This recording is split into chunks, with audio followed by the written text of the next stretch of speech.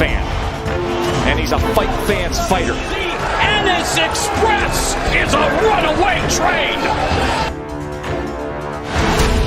Ain't no pressure when you built for this. Man down, round one. The truth hurts. Ladies and gentlemen, presenting the undefeated super flyweight from San Antonio, Texas, Jesse Bam Rodriguez!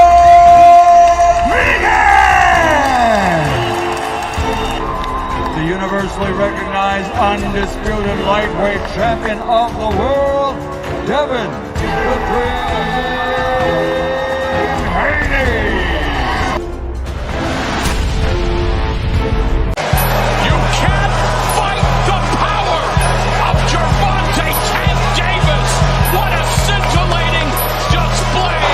Question Deontay Wilder's power. The proof is in the banana pudding as he just turned the lights out.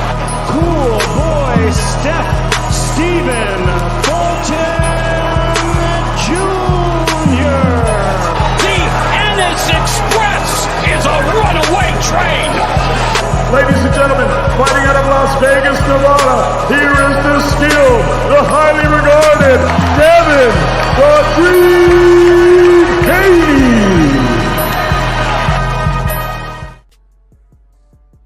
What up, fam, man? Welcome back to another episode, man.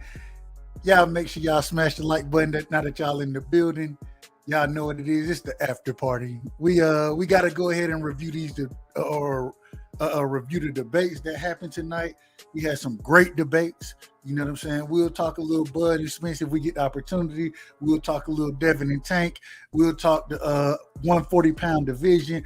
I want to talk about Teofimo and his fight coming up. But before I do any of it, you know what I'm saying? I want to shout the family out. And as always, y'all know what I like to do. Like I always tell y'all, man, we get started late over here. So we drop the link early because we get started late. You know what I'm saying? And so it is what it is. And so we'll go ahead. I'm going to pin the link to the chat. And anybody who want to jump on and cook, man, y'all know y'all more than welcome. Before I let y'all jump on, man, I got to shout the family out, man. Shout out to my brother Gertz in the building, always showing up to the after party. Much love and respect. My brother D Free in the building with another good performance tonight. Hey, it was a tough one, D Free. It was a tough one. Coach Chris came with it. But you pulled it out, man. Salute to you, brother. Salute to you for pulling it out. Salute to Coach Chris for coming with a hell of a damn argument. You know what I'm saying? And I got you, D Free. Give me 1 second. My brother Zoom versus in the building. Shout out to my brother Zoom in the building, man. Much love, Zoom. If I can cut it short, man, you know, I'm not even supposed to be live right now. I ain't gonna hold y'all. I was gonna hold off on the live, but I want to get it in after the debates that we had. We got to cover them. You know what it is. So Zoom, if I get a chance, you know what it is, brother. Shout out to my brother Bullet Gibson in the building. Always coming through, showing love. Heavy man, the late night worker, man. Always doing his thing out there. Appreciate you, Bullet. Cash Crypto is in the building. Much love, Cash, man. You know it ain't nothing but love and respect. My brother from ATH Slab Life Cleaters, aka Big Texas with the winning team. Shout out to him. Hashtag TWT, man. Y'all make sure y'all show TWT love. Those my people as well, man. I ain't got nothing but love and respect for them. You know what I'm saying? I got you, Terrence. Let me do what I'm gonna do first before we get to you, brother. Calm down. We got my brother in the building, man. Damn, you done see I done lost my place, Terrence. Damn. No, I'll say that respectful. I say that very respectful. I'm just talking shit. We got my brother Eric P in the building. Shout out to Eric P, man. Appreciate you coming through, bro. Much love. Much love. He said, hold on, what he said? I'm feeling guilty about my white privilege. Could someone please spank? What kind of game? Oh, anyways. Tech RD is in the building. Let me see who else I got in here. Ty Swindle in the building, man. 88 Sports Talk is in the building. Shout out to my brother, man. Hey, I'm an 88 baby too, so I ain't got nothing but love for individuals from the class of 88, man. That's what we rocking with. Shout out to my brother Bonton in the building, South D-Town. Much love, brother. Juice is in the building. Shout out to Juice, man. Much love to you, brother. Damn it, man. K Savoy, with the winning team is in the building, man. Shout out to you, my brother. We got Harrison Brooks is in the building. Not Mufasa, my apologies. We got my brother in the building, man. Much love, Harrison. We got the OG, my uncle, man. Uncle Jonathan Simon in the building, man. Always showing love. Y'all know. Where the fuck did you get Mustafa from? Well, you know, I mean, who? That's that Mufasa with the Oh shit, my bad, Dub. I thought I was on mute. My fault. Mufasa was on the Lion King. Damn, what you mean? James Earl Jones. Have you heard Harrison? Respectful. I say that respectfully. Green Mile. He said, not the damn Green Mile. That's what I was thinking. Yes. I'm like, man, this nigga said That's boss. Man, stop it, man. That hurt me. Wait. That's a great movie. That's a great movie. I don't even want to get into it too much, but my brother Kevin Abinsets is in the building as well, man. First things first, man. Welcome everybody to the panel.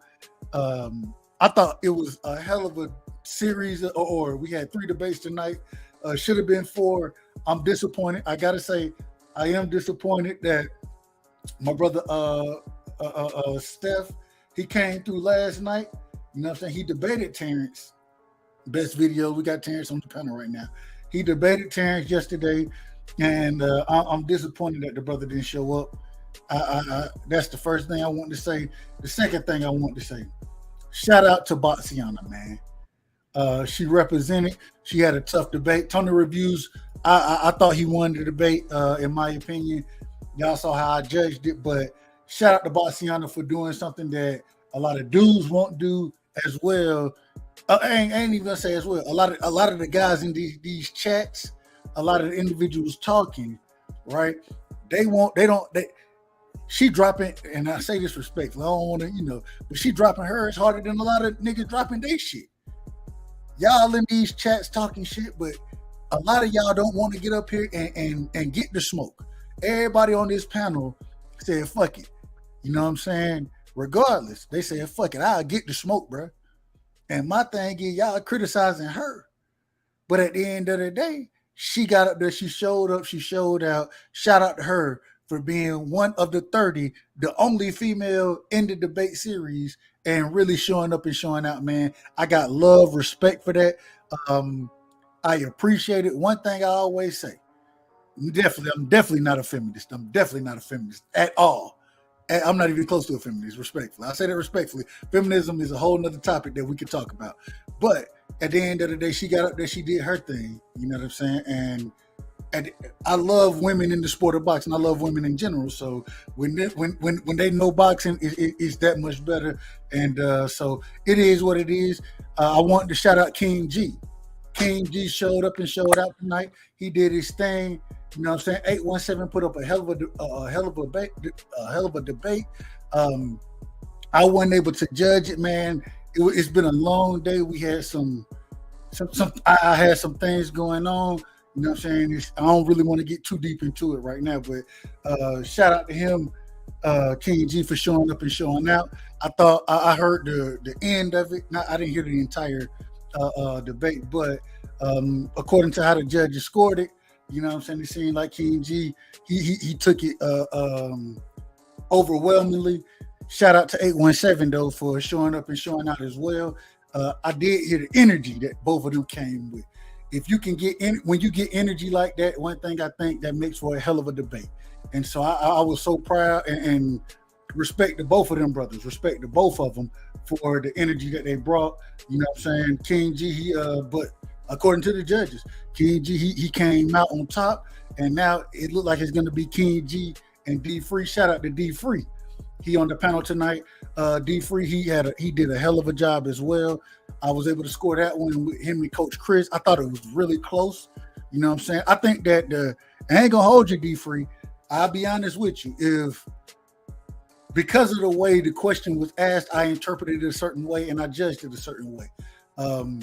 The way that Coach Chris did go into some of those other topics, right? I thought it was off topic, but I did think he did a hell of a job going into them, speaking on the different individuals as far as how he saw that question being asked. I can't be mad at him, but I didn't think that he stayed all the way on topic. So, but it was a close debate, a hell of a debate. So shout out to you, D Free, for getting through it.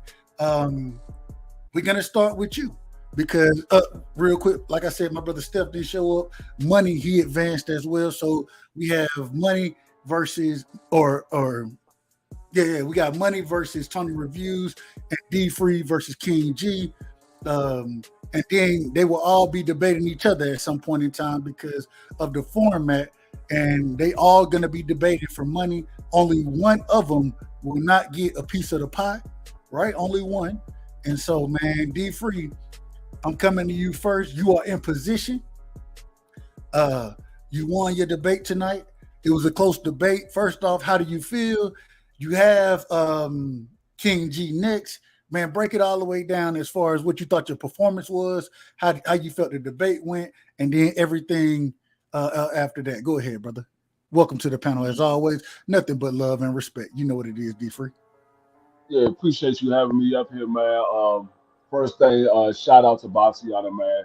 She did a hell of a job, and I didn't expect her to make it as far as she did. She made it all the way to the quarterfinals.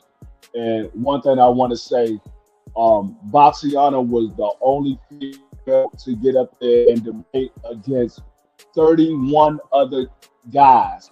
She was the only female out of 31 guys.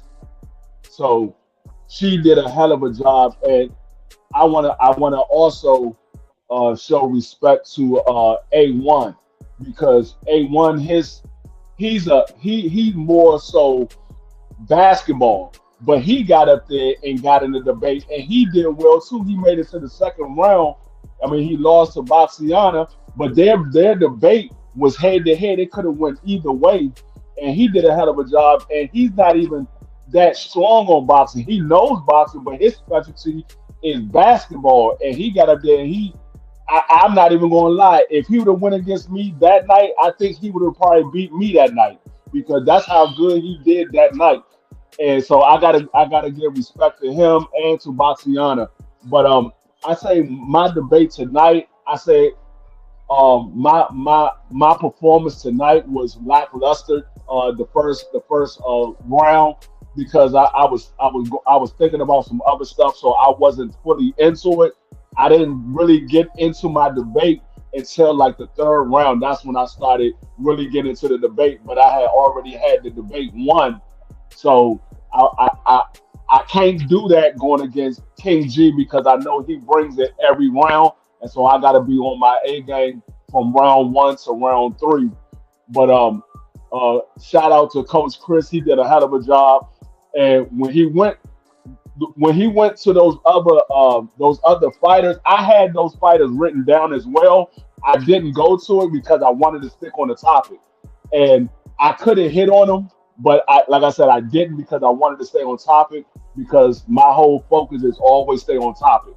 And so that's the only reason why I didn't go to those other points that he brought up because it was off topic. I wanted to stay on topic, and I wanted to make a point that he wasn't on topic so the judges would know. I know where he went, but it ain't got nothing to do with what we're talking about. So that was the reason why I didn't hit on those points that he spoke about because I had them written down as well.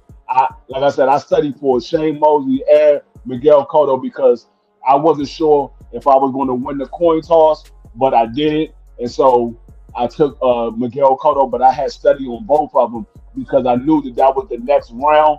And so I had went ahead and started studying on both of them because I wasn't sure if I was going to win the coin toss. So, but real free, I want to give you some credit. I want to give you a lot of credit, actually. I thought it was brilliant, and I ain't gonna hold you. When I saw the first question, right? As always, as a judge, you know what you've judged before. You know when you see certain questions, especially in this format where y'all are getting the questions fresh, right? I was thinking, when I saw the question, I was thinking, and I was like, who? If I was D Free, who would I? And when you went to Mosley, I was like, this is exactly what I would have done. I would have went to. He beat you. You know what I'm saying? That's what I was like. Go ahead. Yeah, that's why I said I had to pick him fighting against Shane Mosley because if you look at their record, they fought a lot of the similar fights and they lost to a lot of the same guys. So exactly. The resumes are very similar. They're very similar. Right, they're very similar, and they lost to a lot of the same guys. So I'm like, okay, if he pick, I know he gonna say this fighter here or that fighter there.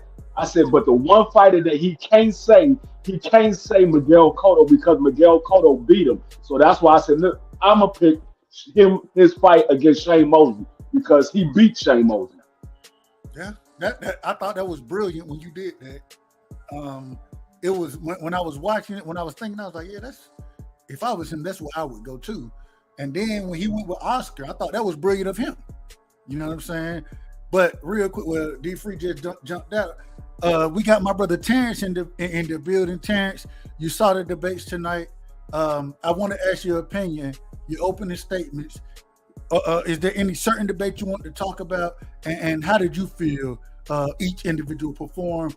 Were you impressed by anybody? Did you think anybody let you down? Break it all the way down, Terrence. I'm not going. No, not you, D. Oh, okay. I'm gonna come back to you. You dropped out, so I'll move to Terrence. But I'm gonna come back to you. I'm gonna come back to you. Go ahead, Terrence. Get off. You hear me? I'm on? Yes, sir. Okay. Oh, yeah. I mean, yeah, the debates were pretty good tonight. It's just the one thing that we shouldn't have is people quitting. So that was the only downside. But other than that, everybody did a pretty good job. Yeah, and Tony, yeah, he did a real good job. He said he wasn't even he wasn't even into it. So I think that man's favorite the rest of the way. But yeah, that's all. Hold on, who you favorite? Who was that? Tony. He said that he wasn't into it the first 2 rounds. So I said I gotta see the favorite, then going the rest of the way. Then if he wasn't into, when did he say that? I didn't hear him say that. He just said that.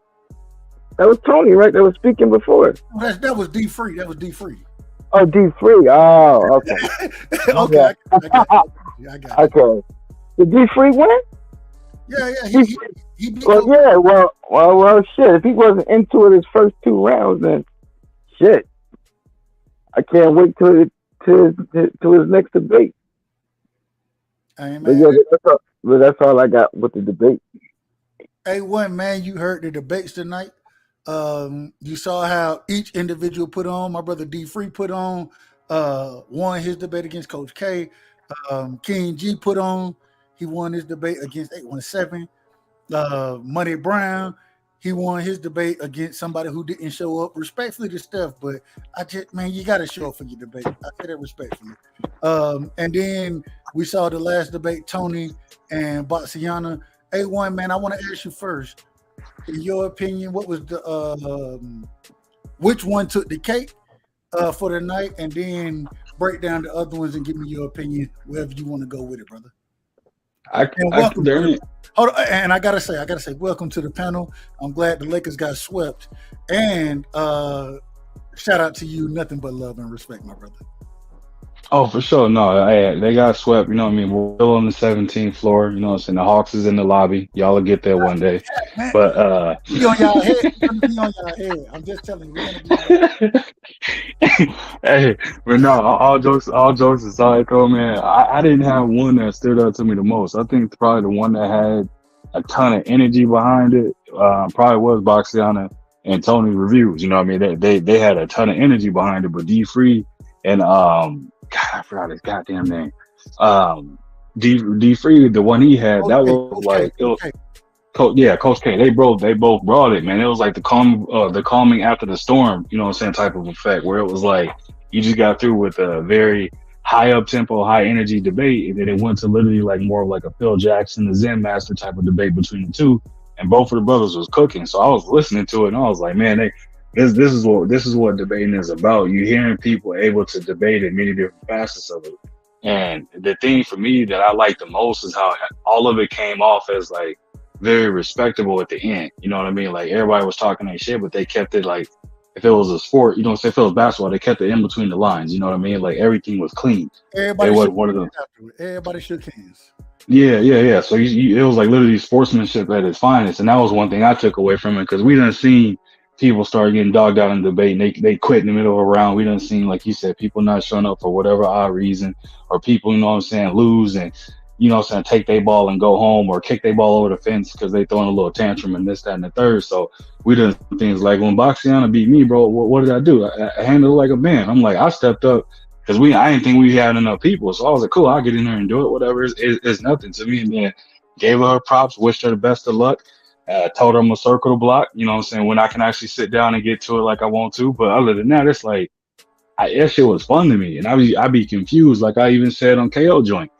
How is it people can do all that talking from the chat, bro, but they nervous as hell to get up there? That was my first time debating, but I was comfortable as shit at doing it. Me and you talk behind the scenes about the whole debate. I'm like, bro, that shit is like, I don't know how else to explain it. Like I didn't study for it. None. I went up there going off of what I did with testing my own boxing knowledge.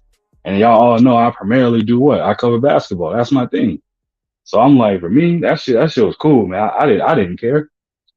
But at the same time, like you see people that got a whole lot to say, but then they don't got nothing to say when it comes to clicking the link or hitting on the panel or getting in a debate, though. That's the crazy thing. But hats off to everybody that debated, all the judges. I be BF up too. I told BF, man, I'm gonna get it in with him, get it in with KO too. Pause. You know what I mean? Like I'm gonna debate them just because the shit is fun, bro. Like that's why people listen to BF so much, because he loved testing himself as far as doing what he loved testing and beating people down mentally from like all different angles, bro. Like if you didn't ever listen to BF how he do it, he liked to go about the shit from ways that you don't think of, perspectives and angles and stuff that you don't expect to see or somebody to be thinking of. Same thing with KO. That's why people love to hear either debate each other or talk about boxing in general. That's why people show up in the masses, bro. Like, because this shit is fun. Like to them, it's just an art, bro. Like they just be out there, you know what I'm saying, freestyling with this shit, knowing what they doing, setting traps, this, that, and the third. But again, bro, it's all about just having fun and learning. Like, and a lot of people will take that shit too serious, where they worried about getting up there and getting embarrassed. I'm like, bro, any other dude that got beat by a female, what they gonna say? You know what I mean? Like, and for me, I don't care. Like, that's the thing, bro. Like, I don't give a shit about nothing. Is you debating, you going up there and you testing yourself against any and all people. So I don't be understanding, again, why people be scared to do it. But the base was fire, KO, the whole setup was fire. And it's like, for me, bro, the shit is fun, man. It's entertaining as hell to see everybody, you know what I'm saying, going up there and debating it. Yeah, that's all I say about that, man. We done seen some debates where it kind of, you know what I'm saying, they had people in the chat pissed off, had the judges pissed off, but hey, people, you know what I mean? People, they deliver from different aspects of it. So that's all I got on it, though. My bad to be long-winded, bro. Bro, you can never be too long-winded over here, man. You know what it is. Well, you let me rephrase it. You can be too long-winded. I will say that. You can be too long-winded. But at the end of the day, you know it ain't nothing but love, man. D Free, man, same question. Outside of yours, so you can't. You and Coach, you know what I'm saying. That debate is thrown out the window. Man, which one? Who do you think at this current moment in time is your toughest competition? And how do you see yourself? Well, I know you're gonna say you're gonna win it. That's what you're supposed to say. And if anybody say anything else, and not believing themselves, what can I say about it? But if you don't win, hypothetically speaking, you don't, some type of way you miss it. You gotta tie your leg around. I don't know how to make it happen. But if you can't pick yourself, who you think the favorite is to show up in the championship round against you? And how did you see other individuals' performances tonight? And real quick before I let you do that, shout out to my brother, the big homie, man, Crush, the legend, the OG. Y'all know we got a special place over here for Crush. You know what I'm saying? My brother Teach in the building. Much love. Brandon House, straight out of Detroit, man. Much love to my brother Brandon. Go ahead. My apologies for cutting you off, D Free. Go ahead, get your boys off, brother. No, you good. Salute to my man Crush and Teach. Yeah, first the debates tonight. the best debate tonight, in my opinion, was Boxiana versus Tony Reviews. That was by far the best debate tonight. 817 and King G, they had a good debate. It just 817 gave it up on the last rebuttal round. He gave it up. So I mean, it is what it is. But if I'm not in it, no. If you are in it, because we're gonna go ahead with you being there. We gotta say, if I ask you right now, do you think you beat King G? Yeah, of course you do. And so the reason this is why I say, who do you think meets you in the finals? If in your opinion, who you think meets you in the finals? That's a hard one because it's only it's a two-part question. Tony Reviews or Money Brown? I know, that's why I said it's a hard one because I've heard Money Brown debate plenty of times, and I know Money Brown know his shit, but I also know that Tony Reviews he can bring it too. Thanks. Shit, that it's gonna. I can tell you right now, it's gonna come down to the last round. They're gonna go back and forth. It's gonna come down to the last round, and I'ma say Money Brown might pull it out because Money Brown he knows how to flip the rebuttal round and work it into his favor. Money slick. So, but Tony good too, though. Tony good too, bro. I think. Yeah. Tony's good too. It actually, to be honest with you, I'm gonna tell you this: it's gonna come to the coin toss. Whoever has the last rebuttal round, whoever has that last rebuttal, whoever has that last rebuttal, because I think it's gonna come to that last rebuttal, because I think they're gonna go 1-1 the first two rounds, and it's gonna come down to that last rebuttal. So whoever has that last rebuttal, I think they might win it off that last rebuttal. Now, real quick, I'm gonna stop you real quick, D-Free. And the reason I'm gonna stop you, I gotta get my brother Jerome in here. But before I get you in here, Jerome, I want to pull up the debate, the last round, right? Let me make sure I go to Knockout channel. Give me 1 second. There it is, right there. Let me pull the debate round up and the reason I want to do this, is because I want to see the topics for both. You know what I'm saying? I'll be judging this. I will be judging it. But I can tell you what the topic is. Well, hold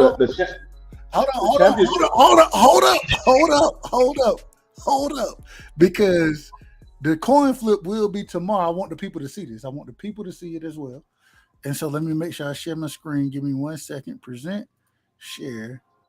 There it is right there. Boom.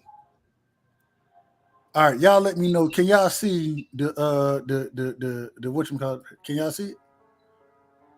They're probably gonna have to blow it up. I can blow it up because I'm hold on, I can blow it up. I can blow it up too. Does that look better? Yeah. All right, here we go right here. So we got my brother D-Free, my brother King G. Their topic being Lennox Lewis and Larry Holmes. They will flip for this tomorrow, D-Free. I'm not going to ask you who you would pick. I'm not going to do it. And the reason I don't want to do it is because if you say you pick one person and King G say, well, okay, if he's going to pick him, I'm just going to pick again. You know, we're not going to try to cause any type of advantage. We don't want nobody to have an advantage. So I'm not going to ask, but with this being next week, I believe this next Monday. I believe this is next Monday.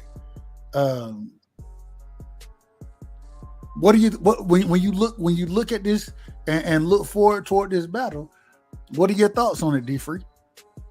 It's a good topic. It's a great topic because both of these fighters got a hell of a resume. Both of these fighters was heavyweight champions, and hey, they fought the best in their weight class at their time that they was in the weight class. So I mean, it can go either way. I mean, regardless of who you get, you got an argument for that fighter because, like I said, they were the best in the weight class at one time or another. It's all about how you present your argument. I ain't mad at it. And then I'm gonna ask you this last one. Then we're gonna pass it around. Tony Reviews versus Money Brown. Eddie Hearn. I said Eddie Hearn. Tommy the Hitman. My apologies. I don't know why I said Eddie. The Hitman versus Pac-Man. Ooh. That's another great debate, a close one. If it was you, I can ask you this. If it was you, who would you pick? If that was me, I would take Tommy the Hitman Hearns. Hitman over Manny? And you know what people are gonna tell you? Manny, what is he? A seven division weight champion. 8 division champion. Eight. But if you look at his championship, he's really only a 6 division champion. Maybe a 6. Because, okay, go ahead. Yeah, he's an 8. They count him as an 8 division, but he's really only a 6 division because one of them is the Ring Magazine and another one is the IBO. Neither one of those are real belts. Okay. I ain't mad at it. Man, that's gonna be a good debate. I'm looking forward to seeing who win that coin flip and how each individual attack it.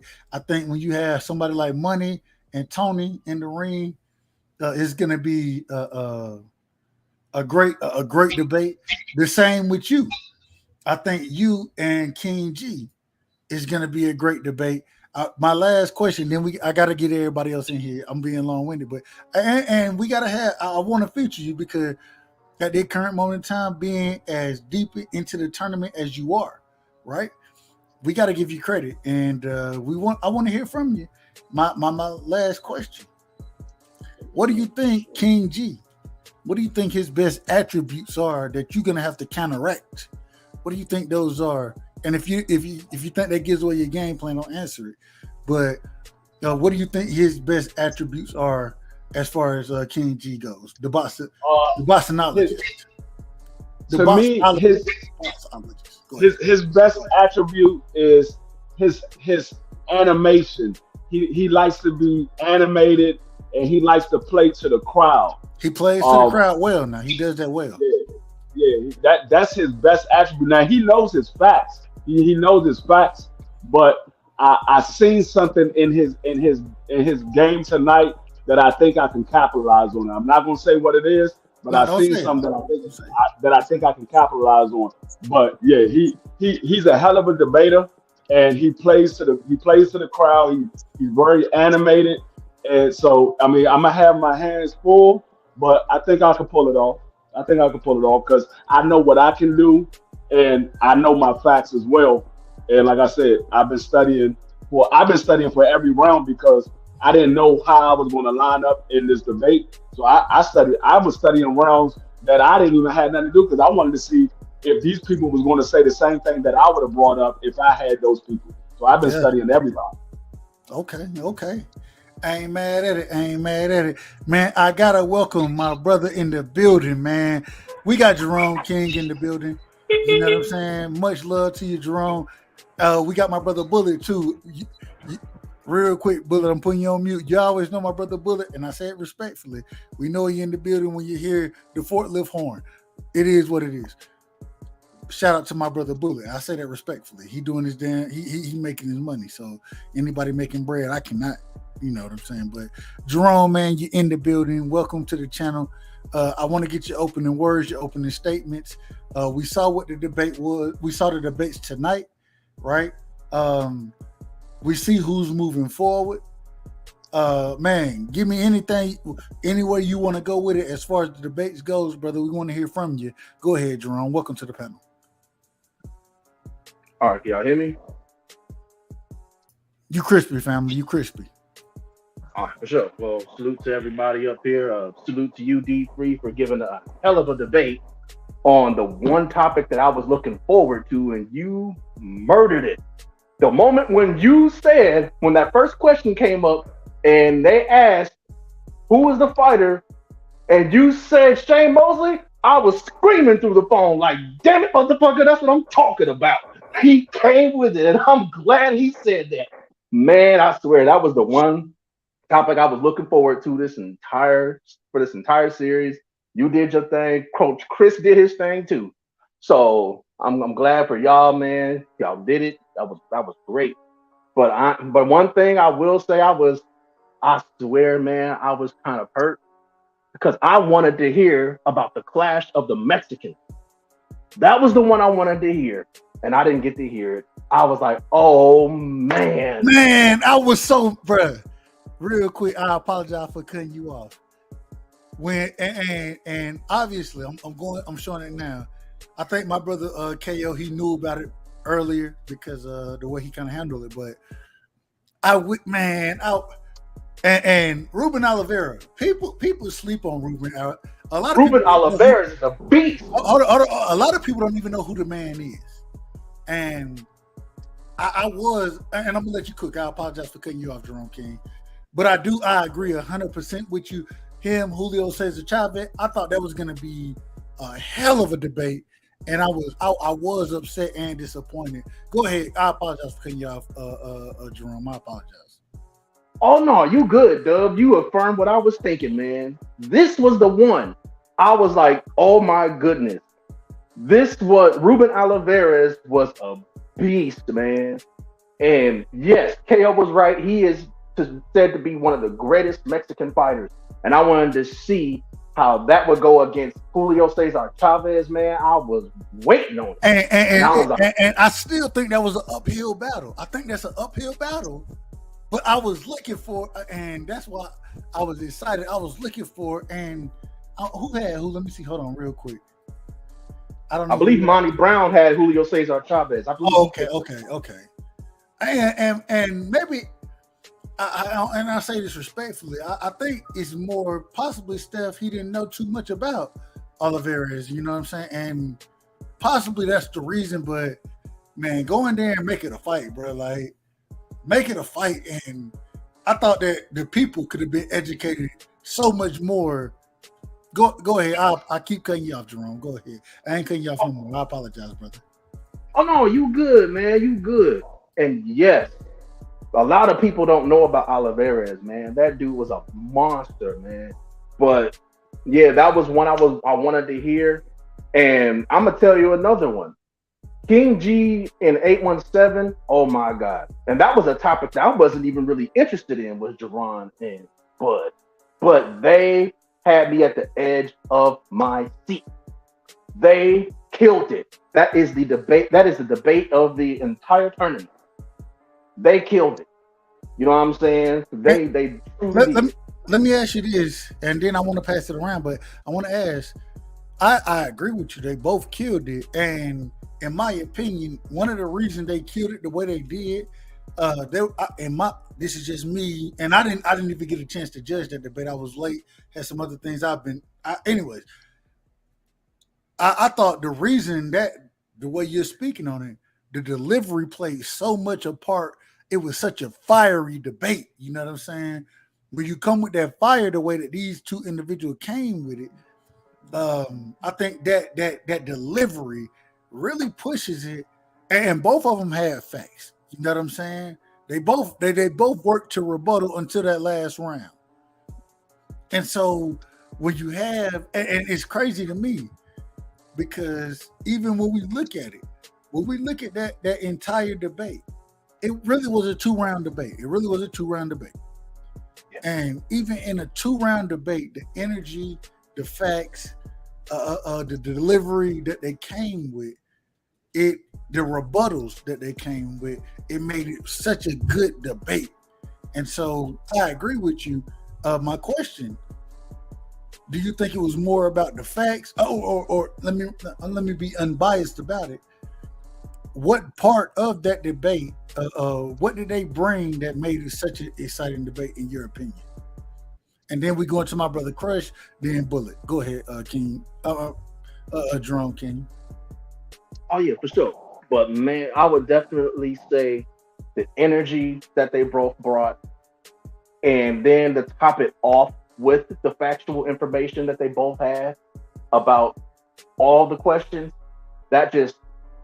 everything was just great about it. You know what I'm saying? Not just the delivery, but the way that they went about the facts and the way they rebutted each other. The rebuttals was like, man, they just came with the whole lot. The energy was just there, man. And like I said, this wasn't really a topic that I was really that much interested in, but they made me listen.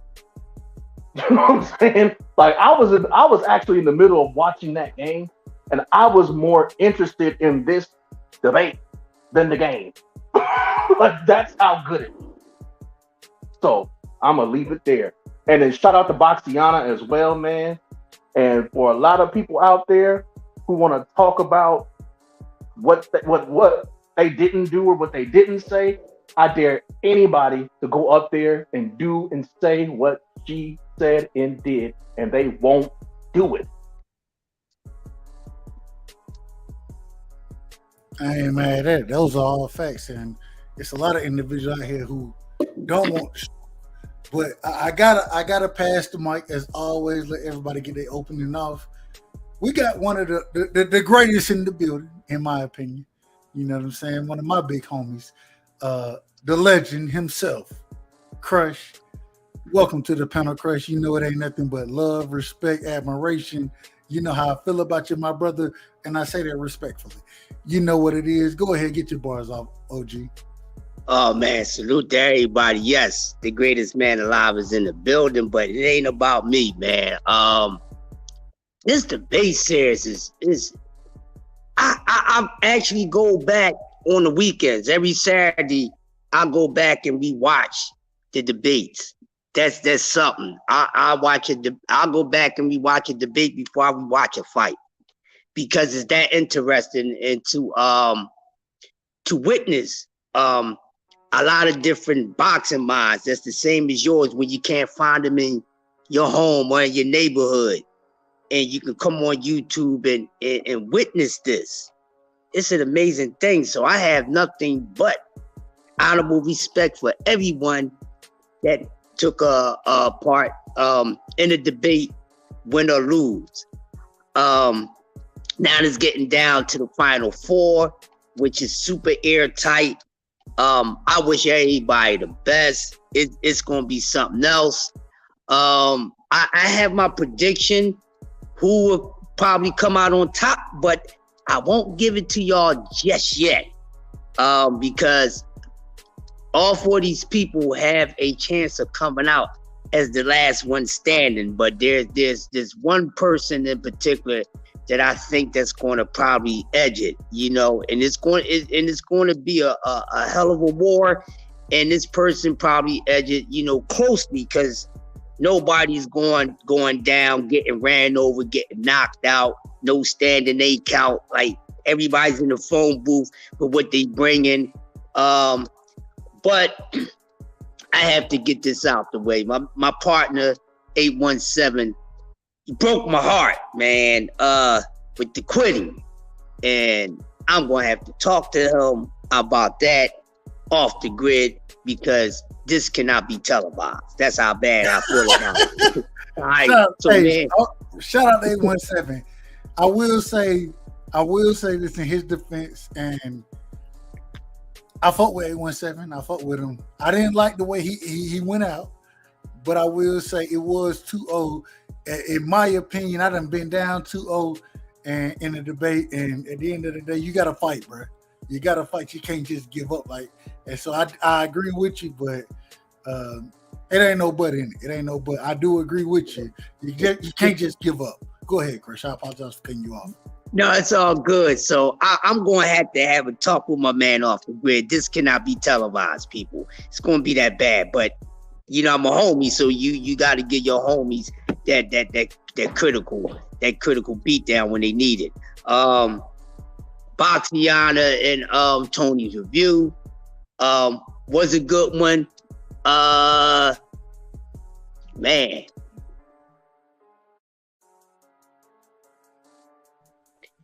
Tony, but that was a good one.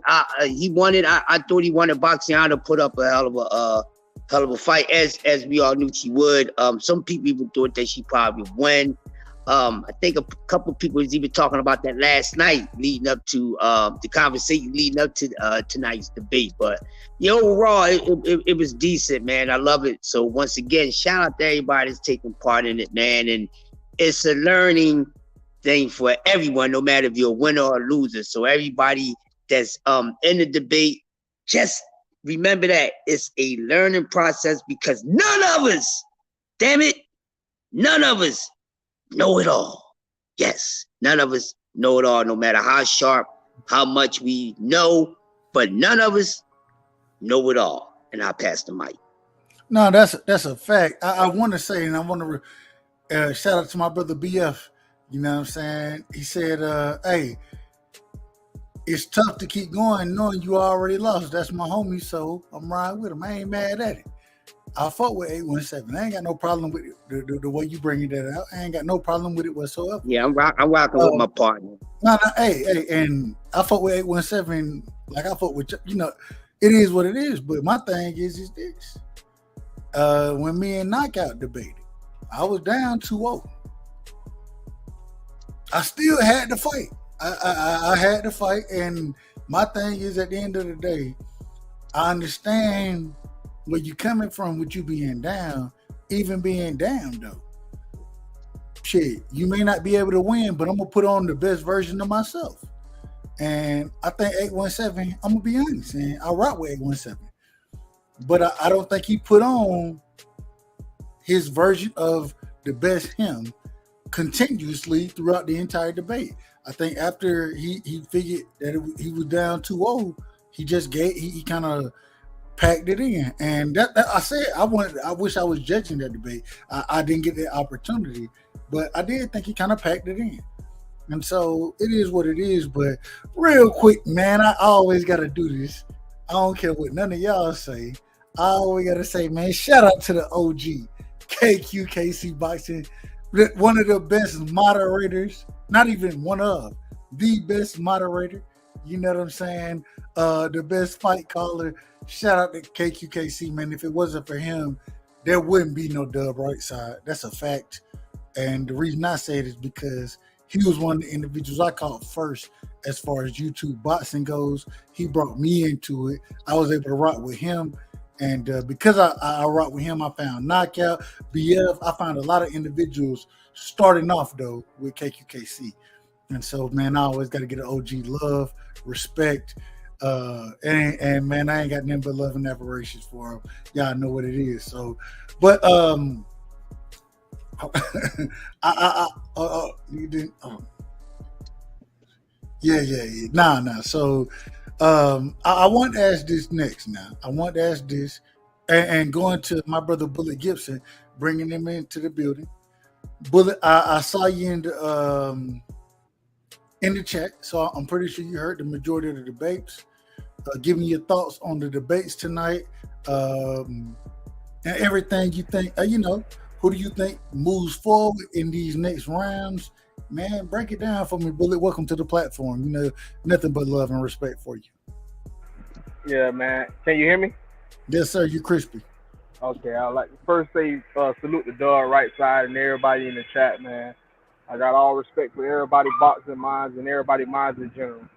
I always tell Dub, man, that though nobody may think the same or, we may agree or disagree, it's just all about respect, you know what I'm saying? But I'm going to say man, all the debates was good. It was a certain part I had to get off because I had to charge my phone because I kind of figured you was going to do the after show. So I charged my phone so I could be able to come in and listen to the after show. So like around 9 o'clock, I think. That's when I got off and then came back on like towards the end. So, but I seen 817 and King G, and I'm gonna be honest. Like I said yesterday, I'm gonna stick to it. I picked King G to come through and win it all, man. I'm gonna be completely honest. It's his entertainment factor and his knowledge in general. The way he present his arguments and like break down your arguments at the same time. I like his style.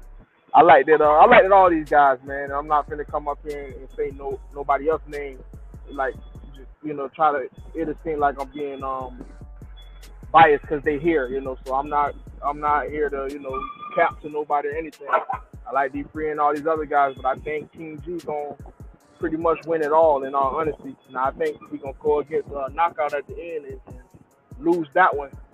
But that's gonna be a good debate. I want to see that one as well.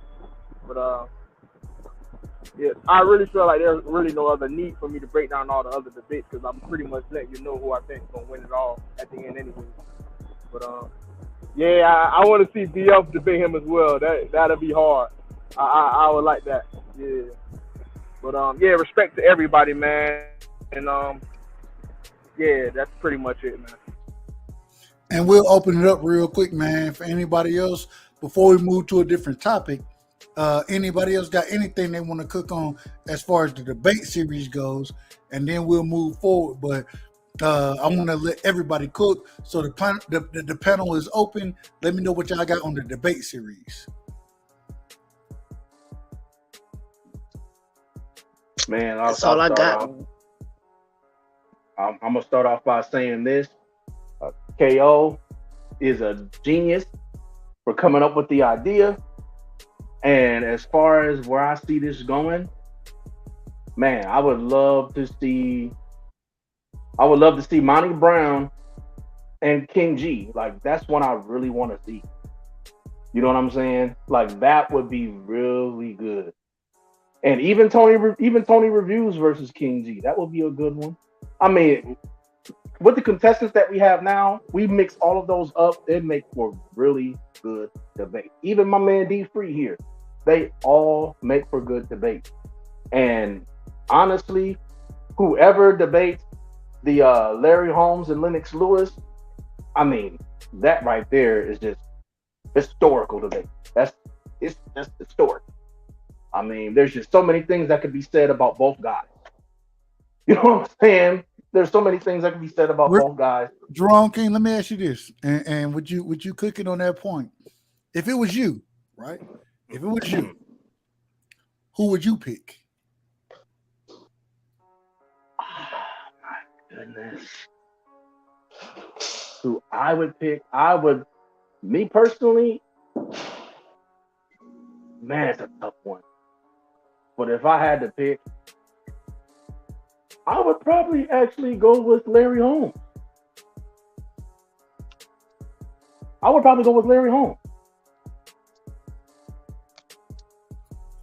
don't think you can go wrong either way. I gotta say this though. And welcome to the panel, my brother. We got my brother King G. He put on a hell of a show tonight. You know what I'm saying? He got a victory against 817. He got D3. D3, oh man. D3 is in the building. King G is in the building. King G, welcome to the panel. We're gonna let you get your bars off, brother. Go ahead. You debated tonight. Speak on your debate, as well as speaking on what you saw tonight, and then we want to hear about you and D3, bro. It is what it is. We want to hear about it. Go ahead, King G. Oh man, thank you, brother. Thank you, man. Too much, man. Y'all too much, man. Hey man, all praise. What the fuck was that? That was time, man. But yeah, man. I appreciate it, man. You know, I came here tonight swinging. You know what I'm saying? 3rd round knockout. Quit on the stool. You know what I'm saying? He came out the 3rd round, but early knockout. You feel me? You know, I'm doing something. I really hope the TKO series, man, really takes off, bro. You know, I really hope it takes off because I'm eternally invested in it, even if it does anyway. You know, because I just did some historical things anyway, man. You know what I'm saying? Hey, the first round. I made my opponent showed up, bro. It wasn't one of those rounds where he didn't show up, so we just gonna advance and do 3 rounds. He showed up, and we flipped. He said, "You go first." He heard the heat, got out the fire, bro. You know what I mean? That's what happened. You know, the next debate, you know, I think it was a strong unanimous decision. You know what I mean? But you know, it was a clear victory. You know, brother came real strong. You know, but you know, shout out to that brother. Was it True to the Game or loyal to the game. You know what I'm saying? And Frank D, man, RIP Frank D, man. We blew him up with the spirit bomb, like I said I would. You know what I'm saying? I told him, I was gonna see your boy D Free. I told him I was gonna come see you, bro. You know what I mean? So we definitely gonna make that happen, man. But I'm excited, bro. I think it's getting down to the wire now, man. Money Brown, man. I think he did a well, shoot, he didn't. His opponent didn't show up, did he? Well, I don't think his opponent showed up. No. Money got a pass tonight. Yeah. And we got Terrence on here. Yeah. I didn't think Steph was gonna show up low key. But yeah, man, I thought the Boxana one was pretty good, man. But you know what I'm saying, I had a feeling Tony was gonna win that one. D Free, I thought that was a real good one, bro. That was a real tough one. Back and forth, you know what I'm saying? Back and forth action, bro. Y'all had two real tough guys, man, to go with, man. I probably would have went a different direction if I was debating and I had Mosley. But yeah, man, I thought that was good, man. I think he should have talked a lot more about the lower weight class Mosley, like when Mosley was a beast and kind of went into the older Mosley competing with these guys, man. Yeah, man, overall, man, I thought that was a good debate, man. Good win, brother. You know what I'm saying? But yeah, man, I'm excited, bro. I see Money Brown. I don't know, man. That Tony and Money man gonna be a tough one.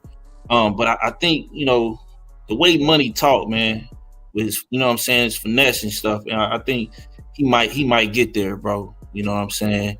And I think I think King G might, stop G Free. Maybe in the second or third, do something else epic, man. I don't know, man.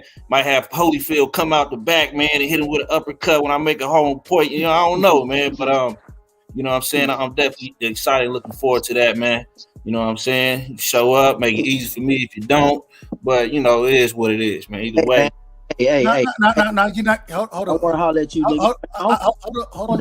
I want to holler at you though, brother. But yeah, man, that's that's my spiel. That's my spiel, bro. You know what I'm saying? But yeah, man, it's a good win tonight, man. I'm feeling good. You know what I'm saying? It's just it's a day of celebration, bro. It's a day of celebration, bro. Hey, congratulations to you, King G. I thought you had a hell of a performance tonight. You know what I'm saying? I think 817, he comes with a lot of energy. You match that energy. I wasn't able to judge it. I had, anyways. But at the end of the day, man, you came out on top and you did your thing, bro. Nothing but love and respect for you. I got to get my brother Zone 6 in his zone. What you got for me, man? It seemed like you're coming with something other than. Yeah, man. Hold up, brother. Let's get to it. Brother, calm down. Let's get to it. You in Georgia, nigga. Ain't no calm down. Nigga, hold up. How you gonna get on my shit and disrespect me? Calm down, bro. Nigga, cause nigga, it's like I done always showed you love when you come over. Nah, bro. See, nigga been calling. Go ahead, man. Go ahead. It's a time and a place for everything, bro. Go ahead, Zone. Go ahead. It's a time and a place for everything, bro. What you talking about? Man, this nigga been calling behind the scenes like a hoe, bro. And this nigga size of the fence, bro. Oh, nigga, nigga. The fuck you mean, who, nigga? Talking about? Nigga, I'm talking to you. You niggas keep sneak dissing, nigga, and you want to play this bullshit. Brother, that's between y'all, bro. Nigga, I don't give a fuck, nigga, but you say to nigga BFT though. No, we not gonna do that. So if you all right. Zone, if you want to come on with that shit, bro, that ain't what we talking about, bro. I'm not talking about none of that shit. I'm talking boxing over here. Y'all know how I run my channel. Don't do that shit, bro. You're not welcome to bring that. Okay, I'm gonna see you. I'm gonna see you come to the city. I'm gonna leave it at that. I'm gonna slide on your ass.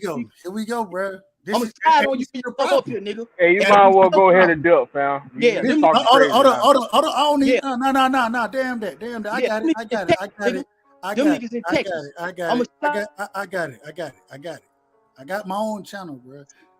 I rock how I rock. If you guys smoke and all that other shit, don't bring it to me. Take it to the nigga you got smoke with. Damn all the other shit. I rock with who I rock with. And so when you bring this shit over here, this is not the conversation right now.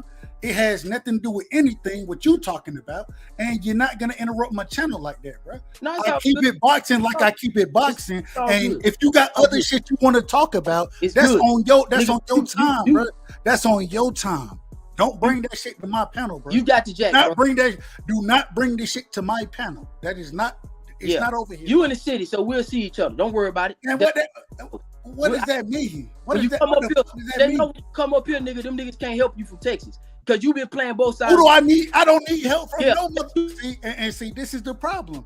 I keep anybody who knows my. All right, you got it, bro. You got it. I'll just put you backstage. Anybody who knows my channel, I don't rock with none of that. I rock with boxing, nigga. I rock with boxing. So if you want to come over here and talk about niggas from Texas and all that other shit, you can do that. That's on you. But I'm not for to entertain it, bro. I ain't got nothing to do with none of that bullshit, bro. I rock with boxing. Niggas who know me know that I show respect regardless. And if you come with respect, I'm gonna show you respect. But all of a sudden, you want to come over here and act like whatever is whatever. No, nigga, we're not gonna do that. That's not how I rock. I show everybody on my panel respect as always. And when you come over, you're gonna show me respect. If you're not going to, it's fine. That's fine, but you're not gonna be on the panel. It is what it is. And it's crazy to me that because you got smoked with somebody else, you want to bring it to my step. Nigga, that shit ain't got shit to do with me. That's between you and anybody you talking to, nigga. Like, stop the cap, bro. It's cap when you do shit like that. And my problem is, nigga, I done told everybody from the beginning how I rock. I rock with individuals who rock with me, and I show love to those individuals. I've never disrespected anybody on my panel. And if they think I disrespect them, I will tell them, I will apologize because I am, that's the man that I am. I ain't always right. But at the end of the day, you're not going to come over here and disrespect me like that. And then say, oh, you in the city. Yeah, nigga, I am in the city.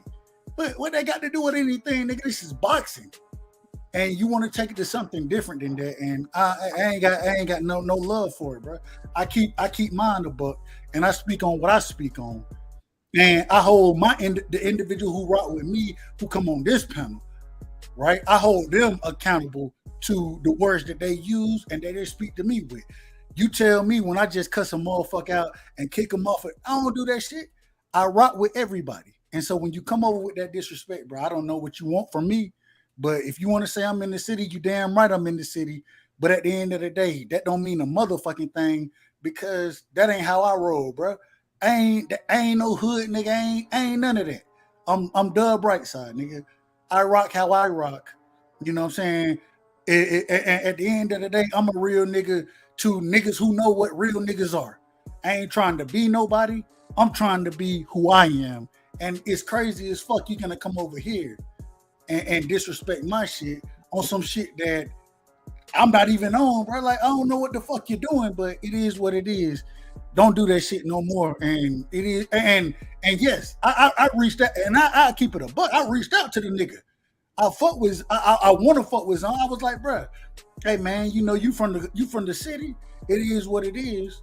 But at the same time, what you got going on versus what other niggas, that shit ain't got nothing to do with me. I rock with who I rock with. And it's crazy to me that you want to come on my shit about some other shit, bro. Like, we're not gonna do that over here. I apologize to everybody on the panel, but I did have to speak on that. And I thought the brother was coming over, and once again, like I always tell y'all, good faith. But we're gonna pass it around. I apologize for cutting anybody off, and we're gonna keep it boxing over here. Moving forward, man. Anybody else have anything to say on the debate series? And we'll move forward, man. Yeah, I was just saying, I gotta say my bad to King G. I didn't realize that was an ad-lib. I forgot my earpiece was in, and I started hearing a round of applause. I was like, what the fuck? I thought I was on mute. So I was like, my bad. I just played that shit back to see what it was. That was King G ad-lib. Hey, we appreciate it, bro. Appreciate it. Yo, that's my fault, man. I was like, don't let me on mute now. So, man, that's the second time you didn't call me, man. But hey, that's all I had to say on that joint, man. I think I already spoke about the debate earlier, so somebody else can have the flow on this joint. Yeah. Anybody else anything on the debate, bro? I ain't gonna hold you. I was keeping this shit short. Fuck that. I'm gonna keep rocking. I got two other topics I want to talk about, so fuck that. Anybody else got anything on the debate series, real quick? I want to get to the second topic real quick. No, man, move on to the second topic. I think everybody cooked on it. Teofimo Lopez, Josh Taylor. We had. Oh man, hey, I was real quick, Dub. Appreciate you for having me on, brother. I was just stopping through, man. Like I said, man, appreciate you again, man. Bless all you brothers, man. You know what I'm saying? All praise to the Most High for another day, man. And hey, man, I'm looking forward to you, King G. I'm looking forward to you and D Free. I'm looking forward to that, bro. Oh man, hey, I'm looking forward to it too, man. Hey, D Free, man, you can leave anytime, bro. It's okay, bro. You know, we be friends, bro. Yeah. Hey man, but send me I need to get your email or something, D Free too, bro. So tap in with me, fam. Yep. One thing I want to say. Yes, sir. You ain't gotta worry about me getting you ain't gotta worry about yourself getting no knockout because I battle always all 12 rounds. All right, Marvin Hagler. You know what I'm saying? Hey, respect to today, man. Hey, you showed your face, bro. Hey, salute to that, bro. You showed your mother sucking face, bro. Like, I'm here. You know what I mean? Hey, I respect that, bro. But yeah, man. But yeah, Dub Right Side, man. Thanks for having me again, brother. You know what I'm saying? Everybody be blessed, man. You know what I'm saying? Y'all have a great one. Hey, I appreciate you. I appreciate you, King G, man. Good luck, man. I'm looking forward to that to the next round from you, brother. Yeah, man. Hey, thanks, bro. Thanks. Hey, man, Bullet, man. Hey, thanks for the kind words, man. Crush, man. Everybody, man. Thanks for the kind words, bro. I appreciate it, bro. For real. No problem, bro. Brother. Yes, sir. Yeah, thank you. Wow, that's gonna be motherfucker, man. Oh yeah, hey, Dub, I didn't want. I wasn't trying to jump in. So I was just saying, you know, like I said yesterday, I'm not in, you know, the boxing shit for the disrespect. Like we all grown, man. Like I said, right. I feel like that wasn't called for. I ain't mean to jump in on your business and nothing like that. No. You good, bro. You good. Nah, and man. if y'all want to speak on it, y'all can speak on it. My thing is y'all know how I roll over here, and when you bring shit from it's crazy. Me and Zone, the crazy thing, I ain't got no smoke with him. Y'all know how I roll. I don't have smoke with folks, bro. That ain't how I roll. And for you to try to bring shit to my doorstep, bro, like I can't respect that, bro. I can't respect it. It is what it is. But y'all go ahead. I apologize. Nicky Barnes has some shit to get off his chest, bro. Moving forward, man. Teofimo Lopez versus Teofimo Lopez versus goddamn Josh Taylor.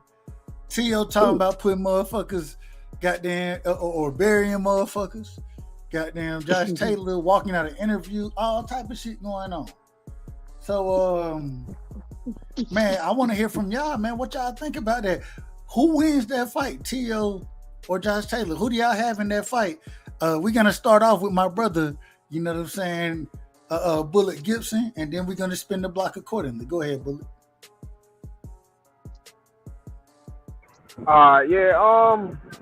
That's gonna be a very interesting fight, man. Because I know a lot of people looking at Teo and saying, you know, I don't really like the brother neither, especially because I rock with Devin Heavy, man. And I'm one of those guys when it's like, man, I'm with whatever y'all boys want to be on. You know what I'm saying? And I rock with Devin Heavy. So I have a feeling he's gonna shock a lot of people, but I think Josh Taylor gonna pretty much beat him. But it's gonna be a tougher fight than most people believe it to be. That's really how I see it. I think he's gonna hit Josh Taylor with some good shots. I don't know if he got the stamina though, the stamina to keep up with what Josh Taylor is gonna come at him with, and that's pretty much how I see the fight. I ain't mad at it, man. Terrence, what you got on it? Yeah, man, I got Josh. I think he might even stop Teo. I think Teo washed up since that convulsive fight, man. It's not the same fighter anymore. Not that he was that great to begin with, but now I just think he's a shell of what he was before. So I think maybe 9 rounds, 10 rounds. I got Josh stopping him. And then I think we'll be done with Teo. Saga's over. I ain't mad at it. We're gonna pass it all the way around. We're going A1D Free, Jerome, then Crush. Y'all go ahead and cook on the subject, man. In that order. Go ahead, A1. Man, I have to agree with my brother. I disagree though. I think T.O.'s he's a good little fighter, man. I think obviously definitely agree with the Cambosos. I think it messed him up a lot. It set him back and all kind of stuff. But I think the thing is, man, you can't tell no grown man what to do. But I think the best thing for his career moving forward, if he's serious about taking boxing serious, man, is he got to get away from his pops, bro. Like he got to make a change there. Because it's gonna affect his mental if he don't. Like if you in the ring after you get I wouldn't say a gift decision, but a decision that definitely could have went either way, and the way you looking after the fight, you asking, do I still got it? You questioning yourself. That's mental, bro. And if I'm not mistaken, the saying in boxing is just like what 80 or 90% mental, right? So my thing is like he mentally fragile right now. And I think Josh Taylor gonna go in there and take advantage of that. He's gonna apply smart, effective pressure, bro. And I feel like I feel like Taylor gonna put it on him. And if depending on how he go out, bro, this could be the end of T.O. depending on how he go out. If he go out face down, it could be bad. If he go out it could be bad. Because I mean, if he getting dropped by Cambosos, we all know at 140 they're cracking harder. And Josh Taylor definitely gonna come with the heat for it. He can outbox him or he can probably get his ass up out of there. So it's gonna be tough, bro. But I think he need to get away from his pops though, man. If he's smart, he definitely got to do it. You saying, and not to bring up another fighter. You see, Ryan Garcia made a change doing what? He made changes. He with Derek James now because he trying to move in the right direction to show that he's serious about boxing. So he going to a non-nonsense trainer that's gonna hold his ass accountable and actually teach him a thing or two and give him the correct instruction to give him the best opportunity to win. And T.O. situation, bro, you got somebody telling you up on the cards when you losing. Oh, you didn't get knocked down, you slipped. You know what I mean? So it's like he gotta get away from his pops if he want to take boxing serious, bro. Otherwise, the loss he about to take to Taylor, depending on how it go out, it could be his last, man. They gonna have to put his ass, and not the joke, they gonna have to put his ass on suicide watch. I want to see his last. You said what up? Can y'all hear me? Yeah, I can hear you. My bad. No, I don't want to say his last. When you say his last, Hey. you're like It could be if let me ask you this, Dub. If you in his shoes, right, and the same thing you see yourself, you got whooped by Cambosos, then the next fight you fight, you asking yourself, do I still got it? You questioning yourself. You look like you lost, even though the judges gave you the fight, but you look like you lost, and now you stepping up and fighting a hungrier, bigger opponent. You mean to tell me if that person go in there and shut your lights out, that you're not gonna question hanging it up? Because he already mentally fragile. So it's like, what else is there left for him to do? no, I agree with it. I understand where you're coming from. I'm just saying. My thing is, if T.O. he going in with his father again, I say that respectfully. But damn, I mean, I agree. He shouldn't. If he loses this fight, though, the man is what, 20? He about to be 26 years old. He's still young. He's been a unified champion. You know what I'm saying? Think about if he beat Josh Taylor. I got Josh Taylor winning the fight. I think Josh Taylor beats him. But I watched Josh Taylor fight what's the brother now? I can't even call his name right now. Y'all know who I'm talking about. Catterall. Jack Catterall. I thought Jack Catterall won that fight. I thought that the ref played too much of a what's the word? He played too much into that fight. But from the Catterall, I mean from the Josh Taylor I saw in that Catterall fight, I think T.O. there are certain things he can go. I think he carries better power than Catterall does. I think there are some things he can go in and exploit of Josh Taylor. I think Josh Taylor wins the fight because Josh Taylor gonna make it more of a dog fight than T.O. wants it to be, and he big. You know what I'm saying? Josh Taylor a big motherfucker. Whatever y'all want to say, the nigga can fight at 47 easy right now. And so, and Doug, that's my point. Is that that's what he gonna go in there and do, bro? And we know when it push comes to shove, and again, if you're already mentally fragile, what's gonna happen? And we done seen NBA players retire before the age of 30. We done seen NFL players retire before the age of 30. Crazier things have happened, bro. Crazier things have happened. I mean, in the past tense of him being a 2-time champ and all that, or being a previous champion, it sounds good, but he don't have that same champion heart. He don't have the mentality no more. That shit literally got knocked out of him. Completely got knocked out of him. I ain't mad at it. D3, what you got on it, man? Taylor or Tio? Man, I got Taylor by massacre.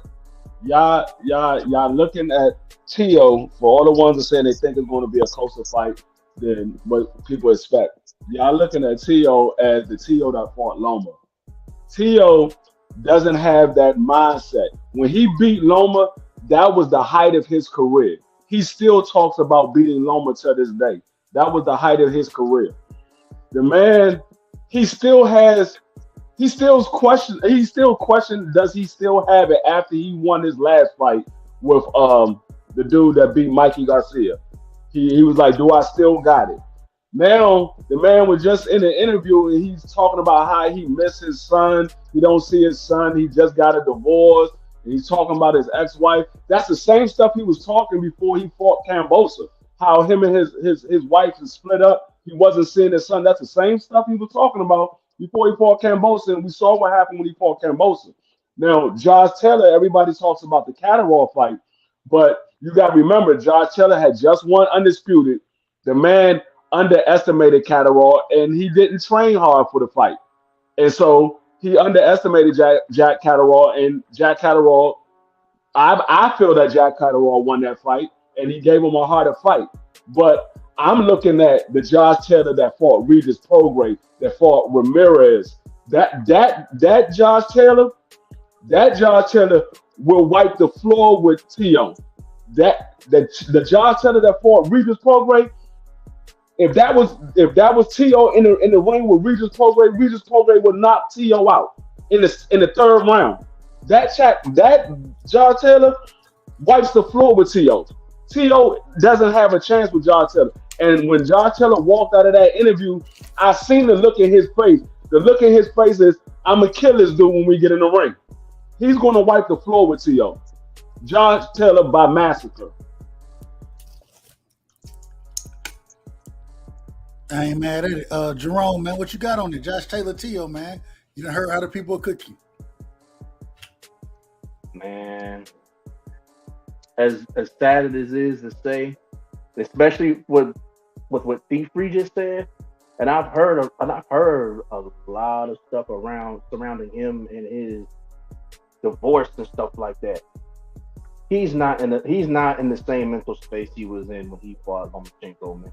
He's gonna get destroyed, and that's he's not in the right mental capacity to even be in the ring with Josh Taylor. He's gonna put pressure on him, and he has more tools, and he also has more tools than Tio. So that's another thing too. So yeah, it's gonna be, I would say, probably 10 rounds. It lasts 10 rounds, maybe. So you got a stoppage as well. It seems like everybody got them getting goddamn stopped. Crush, Tio versus Josh Taylor. Shit. It seems like right now we got 3 individuals getting Tio getting stopped. It seems like this is what I believe I'm hearing. I could be wrong, but go ahead, Crush. It's the greatest man alive. Listen, man. Teofimo Lopez. Now everybody's been cooking. And I'm glad they didn't eat up everything because they gave me some to eat up. Teofimo Lopez, first of all, there's no way that you can have high confidence in Teofimo Lopez that he is going to beat Josh Taylor. Simply because what he has looked like in his 2 fights at 140. And he has not looked very impressive at all, ladies and gentlemen, at all. And against subpar, not even some of the toughest, not even the quarter of the toughest guys in the division. They gave this guy, Sandor Martin, and then they gave him a lighter touch afterwards. He don't look impressive. Then y'all talking about his power. He don't have no damn power. That power, he left that at 135. But his power said, okay, you can go up, but I can't go with you because, this is where we're supposed to be. what punching power have you seen from Teofimo Lopez in his 2 fights at 140 that you've seen at 35? None. He's not even hurting these guys. So and with the mental thing, you know, playing a part, that even makes a weaker physical strength, which this guy is done. Now he's a good fighter. He had his high ceiling, but even then, when he was looking good, I didn't never think he was really that goddamn good. And I'm being honest with y'all, because I know Cat when I see Cat, and you know this guy, I look at people energy, and he was doing a whole lot of talking, saying all type of things about guys, and then when he gets in the same room with these guys, he switches his shit up. It wasn't just with Devin Haney, it was guys before then. So he's not that good, man. He's a fighter that's good, but he's not that good. And he had his moment. Like, people have their moments. His moment has came and went, like the title of the movie, Going with the Goddamn Wind. So I don't know how much he can get up, because he never showed me anything that he fights to the level of his competition. So that's another reason why I'm ruling him out or losing to Josh Taylor, because I don't know where this guy at, but damn it, if something by some damn miracle, the sky cracks open and something come down for the heavens for this dude. Other than that, I don't see him beating Josh Taylor. I'm just like D3 and everybody else, bro. Massacre. This dude getting beat up, man. He's getting beat up. He's not that dog that we thought he was. Everybody thought he was a little Rottweiler. This motherfucker ain't no Rottweiler. That motherfucker punk ass St. Bernard. And all St. Bernards ain't punk, but he's a punk, man. He ain't got no dog in him. What dog have we seen from Teofimo Lopez at 140? I don't care if it's an aggressive dog or a dog that gotta get aggressive. But we ain't seen no dog in Teofimo Lopez since his ass lost at 35. So I guess he got the dog back at 40. Well, if he did get the dog back at 40, the dog ain't doing too much biting. That's all I got. Pass the mic. I ain't mad at it. Bullet, man, go ahead. Teofimo Lopez, Josh Taylor.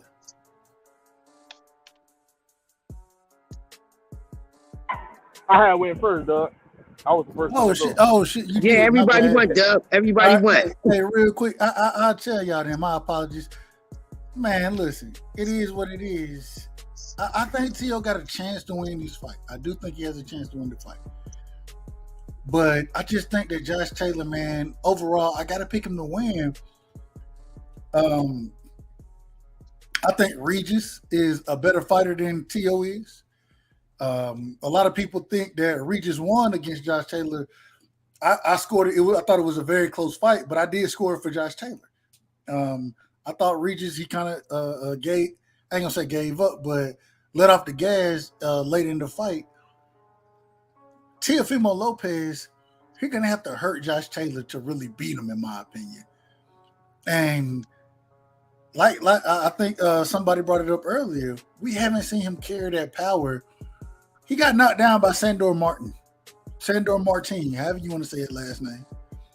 He got knocked down by him. Sandor Martin ain't no goddamn puncher. You know what I'm saying? He's not a puncher. Josh Taylor can at least crack. He ain't the biggest puncher up there in the division, but he can crack. You know what I'm saying? I just think that, man, Teo, he gonna have to hurt Josh Taylor to get his respect early. And I don't know if Teo has that power carrying up to the division. The second thing is he need to bring somebody else into the corner. The instruction we've heard in the last few fights, and I will give his father credit for the last fight, the Sandor Martin fight. I will give him credit. He was giving Teo the right instructions. The problem was Teo wasn't going out executing that shit. He wasn't even doing he wasn't trying to do what the instructions were that he was being given. You know what I'm saying? He can even go back to the corner when questions were asked. He knew the answers, but when he got in the ring, he wasn't doing it. And at some point in time, I think that, shout out to my brother Jerome King. I'm gonna let you give your last words, Jerome. Okay, he rolled out. But at some point in time, you got to be able to execute the instructions. That's what it really comes down to. And even if you hear them, they may not really resonate with you. Sometimes you need a new voice in there that starts to resonate with you. And so I think it's time for T.O. to bring somebody else in.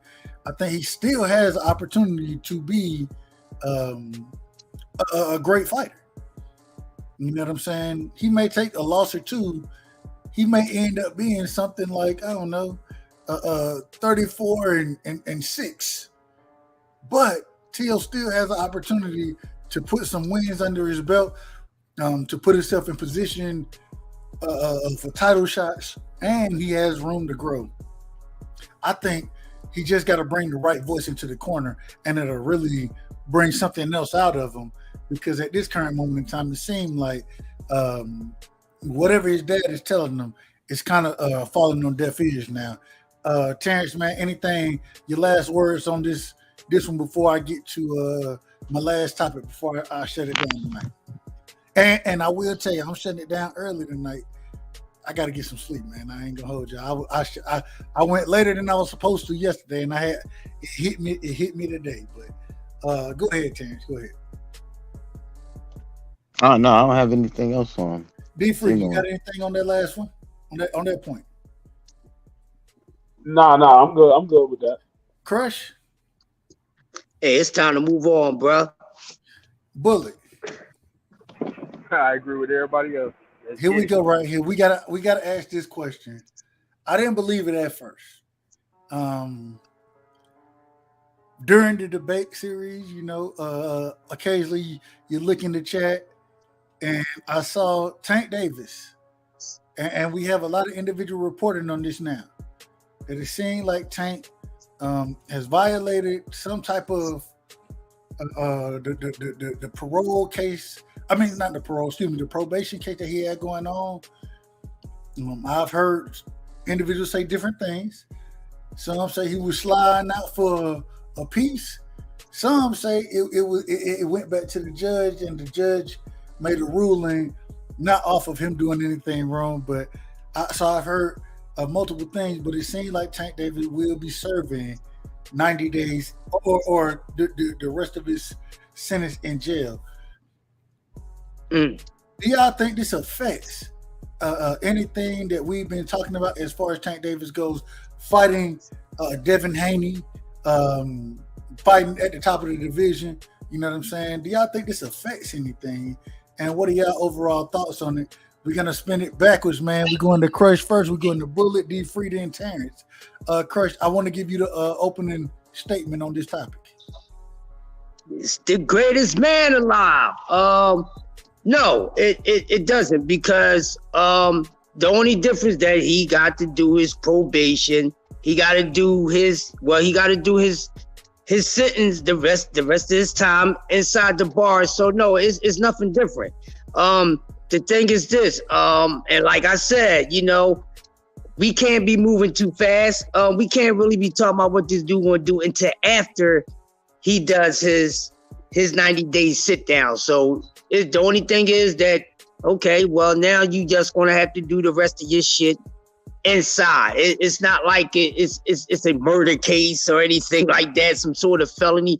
No, it was a misdemeanor, and he might have slid out for whatever it is, but okay, the judge said, okay, you know what?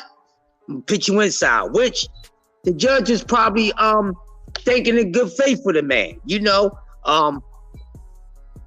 maybe, it stopped him, preventing him from, sparring out again. So it's a good thing. All right. So he violated. He just got to go inside. Nothing crazy. He didn't do anything else. That's where he just wasn't supposed to go outside the doors and travel away from where he's doing his house arrest at. So when you do that, people, if you ever, I'm pretty sure we got a family members or homies or something, or even maybe one of us has been on it. So no, it don't stop nothing. It's just going to be the same situation I was saying before. Nothing is really going to be done, no matter if he's doing it inside jail or at home. Ain't nothing going to get on the move with these guys until he actually get out of house arrest. But I'm already sold on the fact that Dev is going to go up to 140 and fight Regis Prograis. So I'm tired of the Dev and Tank shit, because I keep on telling y'all that man, they gonna do what the hell they want to do. And that's what I'm going with. And I would rather for my man to continue to go on with legacy, and Tank Davis is not more important and it's not bigger than Devin Haney going up to 140 for a belt. Anybody that feel other than that, y'all need to cool it down. I do addition, man. Pass the mic. Yo, what's going on, y'all? Can y'all hear me? Yeah, you good? Yeah. Hold up, real quick, King Judah. I apologize. We're gonna bring you in next. I want to get Bullet off, and then we're going to you. We're going to D-Free Terrence. As always, man. Bullet, go ahead, get your points off. Then we're going to my brother King Judah. Same question to you, brother, about Tank.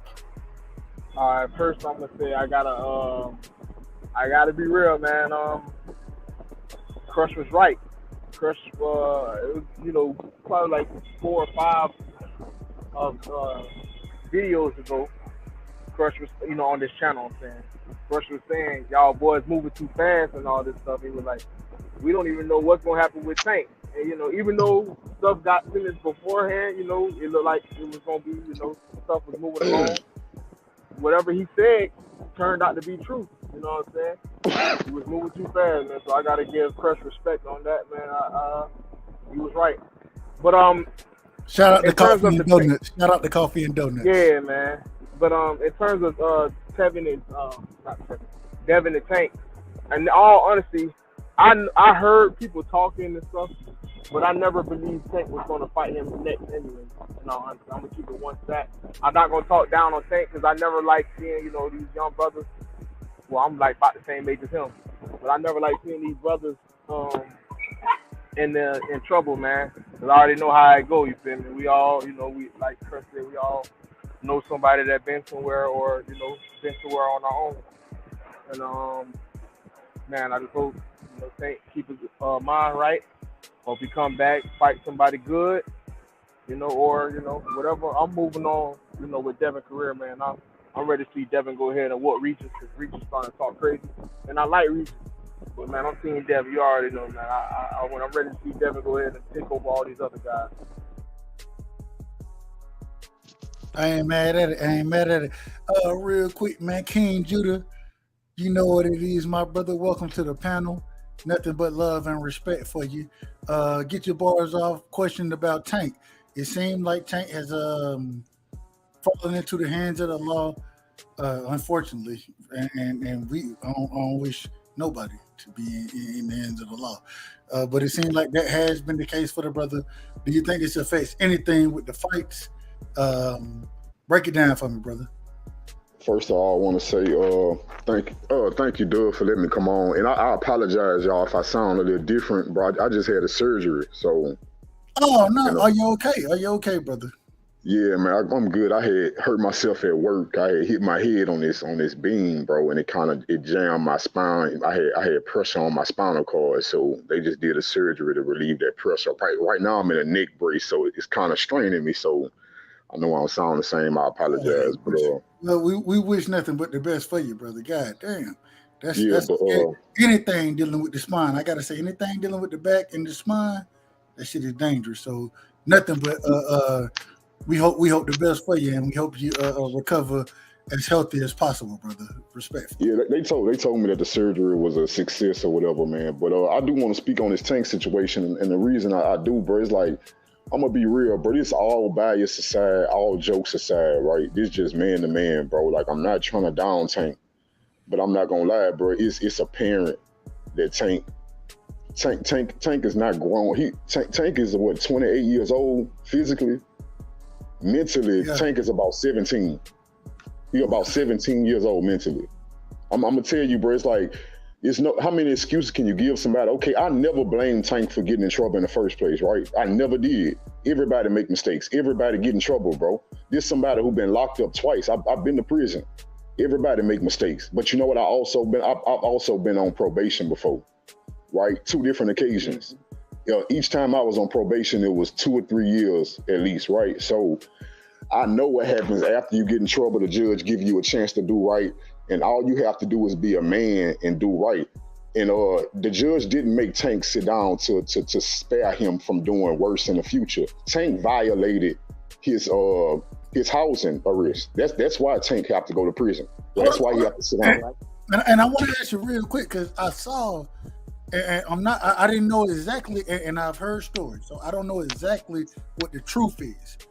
I done heard individual report stuff, but me personally, I don't know the absolute truth. I've heard that Tank was trying to go get some, you know what I'm saying, trying to step that way. I've heard that it was an appeal with the court system from the individual, and the judge made this decision not with him violating anything. I don't know what it is. I don't. Let me tell you something, bro. I don't believe that because I'm as somebody who's been in trouble with the law, and I'm not a criminal by no means. I've been in trouble with the law. I have cousins who really is in the street, so I see the way court system works. Once they make a ruling, bro, they don't care about you enough to keep going back and changing the ruling. They ruled that they was gonna let him stay home, and that was their plan to let him stay home. They did say there was an appeal, and I'm just telling you what I've read. I've read multiple They may stories be on it. appealing. They might have been appealing. The fact that he got to go to prison, bro. What I'm trying to tell you, bro, a judge don't grant you home arrest and then out of nowhere. Yeah. And the case gonna stay with the same judge 9 times out of 10, unless you move it to a different. Anyways, go ahead, brother. I apologize. I'm just telling you what I'm saying, bro. Maybe we get more information in the future, but from what I know about men and the court of law, bro, it sounds like he violated. You see what I'm saying? I'm just being real with you. It sounds like he violated, and that's why he got to go sit down. But again, Tank is 28 years old physically. He is 17 years old mentally. It's apparent, bro. That's apparent to me. Far as the fights go, I don't think Tank was gonna fight Devin anyway. I'm being honest with you. I don't think Tank was gonna fight Devin anyway because they had one of his team members flipped a coin and said they wanted Shakur. Then you got Calvin Ford out of nowhere, like this nigga just did a complete 360. Now he talking about something. Yeah, we won't hang it. You was just saying starve Devin Haney out. Now all of a sudden you won't hang it more than everybody else. Nothing about that team makes sense when it comes to Devin Haney. Nothing about what they say, nothing about what they do makes sense when it comes to Devin Haney. So I don't think Devin Haney was ever getting a contract to begin with. Devin tweeted, man, we didn't get no call from Al Heyman. Al Heyman know my number. Al Heyman know how to get in touch with me. You see what I'm saying? They never had a plan on fighting Devin Haney, bro. And far as his fights in the future, a fight outside of Haney, I don't think it's going to affect that. You feel me? If he was going to plan on fighting anybody, somebody else. So his sentence wasn't made longer. He still got to serve the same amount of time. It's just now he got to serve it in jail, Yeah, just in jail. Yeah, so hey, I don't think I ain't gonna hold you. It might be better when you instead of having house arrest, being able to do everything you want to do. When you get respect, I say respect. When you get locked down like that, your options become very limited, and a lot of times, to get your mind through things, what do? Physical activities, push-ups. I don't know where he at, but I know the weights ain't in the system no more like they used to be. But you have the opportunity to make yourself better. And I hope Tank do that. I hope Tank do it. And I just, man, it's crazy to me. I want to know how it really came down because I heard it both ways. And I want to go to D Free, then I want to go to Terrence. Ask y'all the same question, but I have heard it both ways as far as it being a situation where violation was done, and then also a situation where appeal was done and things were overturned. I've seen stories, quote unquote stories. You know how the internet is. So this is what I'm saying. I don't know the truth. I'm not gonna claim one way or another. I'm just saying we know it seemed like the man is going back in. D Free, get your bars off. Terrence, you next. Go ahead, D Free. All right. Well, the whole thing about Tank going to jail, it could have been a number of reasons why the judge decided to send him to jail. It could have been the fact he was on house arrest and he missed a call of connecting to the device to let him know that he was in the house. It could have been the fact that he might have went outside unapproved and they said, okay, you went outside, you wasn't supposed to go or whatever, and he violated. So it could have been a number of things. As far as the appeal, the female that's trying to appeal, she's not appealing for him to go to jail for his house arrest. She's appealing to have him do more jail time, not just because they only gave him 90 days. So she's appealing for him to get more time. She's not appealing for the 90 days to be served in jail. It's just for him to get more time. But I mean, regardless of the fact, he have to do the rest of his 90 days behind bars. But at the same token, Tank had just got out of a fight. With the sanctioning body, for the most part, they don't allow you to fight until 3 to 4 months after your last fight anyway. So that has nothing to do. He wasn't going to be getting in a fight no time soon anyway. That has nothing to do with what he's going to do in the future. They could still send a contract on his behalf. They could still contact him. He could still talk to Calvin Ford and Al Heyman from the jail, saying like, oh yeah, send the contract to this person or whoever. They could still do set up a contract for whoever they're going to set up a contract for, and when he get home, the fight is already set up. So if they're going to do a fight, they could still go ahead with the fight whenever they plan on doing the fight. So that doesn't have anything to do on it. But as far as him going to jail and serving the rest of his time behind the bars, like I said, can y'all hear me? Yeah. Okay, Yeah, go ahead. yeah, Go ahead. yeah. You broke up. Yeah. You broke up, D-Free. You broke up for a Oh second. yeah. No, what I was saying, as far as him going to jail, serving the rest of his time behind bars, it could have been a number of things that happened. And I said it could have he might have missed a call, because when you got that ankle brace on, they call the box at certain times, and you have to be in the area to put your ankle brace up to the device and let them know that you're in the house. Yeah, I'm gonna tell, and I still don't know how true it is. Like I said, I don't know how true. I've seen people say the man was going out to catch a piece. You know what I'm saying? And I'm like, ain't no way. Hold on, real quick, King Judah. Hold on, real quick. Ain't no way you can be Tank Davis on house arrest and can't make sure a motherfucker can get to you. All I gotta do is be in the house. I can do whatever I'm gonna do in the house. I can do whatever I'm gonna do in the house. Guess what? If I'm trying to catch something, oh yeah, I'm gonna set it up. Tank ain't no bro. Oh man, I just don't understand it. If this is true, and this is why I gotta say it's hard for me to believe it. I can't believe. Hold up, real quick. I want to get this off. I can't believe that Tank would be so reckless to say that I'm gonna step out for this reason. This is why I'm saying it got to be other reason behind it, because the man cannot be that naive. He cannot be that ignorant to know that. No, he can't. No, King Judah. We're not gonna do. I'm trying to tell you, brother. I'm trying to tell you, and this is. I hear what you're trying to tell me. This is what I'm saying. Then I'm gonna pass it. I gotta get Terrence best videos before I get back to you, King Judah. I'm gonna let D-Free finish up. We're going to Terrence, then we coming back to you, King, going to Crush. Bullet, man, I apologize. Y'all know I get long-winded. I'm just saying, at the end of the day, ain't no way you can be Tank Davis, an individual who just sold the first $1 million pay-per-view since Floyd Mayweather, right? The first individual to do that. So you know you got paid. You cannot be sitting here taking those type of chances when you can have the whole strip club at your motherfucking house if you really wanted it. So I don't believe it. I don't believe it. It got to be something else, bro. Real quick, go ahead. I gotta let D-Free finish. Then we're going to Terrence. We're going to Inside the Square Circle. Coming back to Crush, going to Bullet. I got my brother Piro in here. Piro, I'm gonna bring you in a second. Go ahead, D-Free. Yeah, no, I was just saying. I mean, it's not going to stop him from setting up a future fight, because, like I said, he just got finished fighting, and even if he wanted to fight Devin Haney next, Devin Haney just got finished fighting. So those guys not going to be in the ring for the next 3 or 4 months anyway, because the sanctioning body is not going to allow them to fight. They got to sit out for like 3 to 4 months before they can fight again. So it's not going to stop anything. He just got to serve the rest of his time behind the bars, which, if he did something wrong, I mean, it's a good thing. It's going to, because one thing that the jail is going to do is either going to humble you down, and you're gonna say, okay, look, I ain't trying to be back here again, or you just gonna wild out and we're gonna know what type of individual we are. So we saw what happened with Floyd when Floyd got locked up for his 90 days, or I mean, I think he did 3 months or something like that. When he came home, Floyd ain't never put his hand on another female again.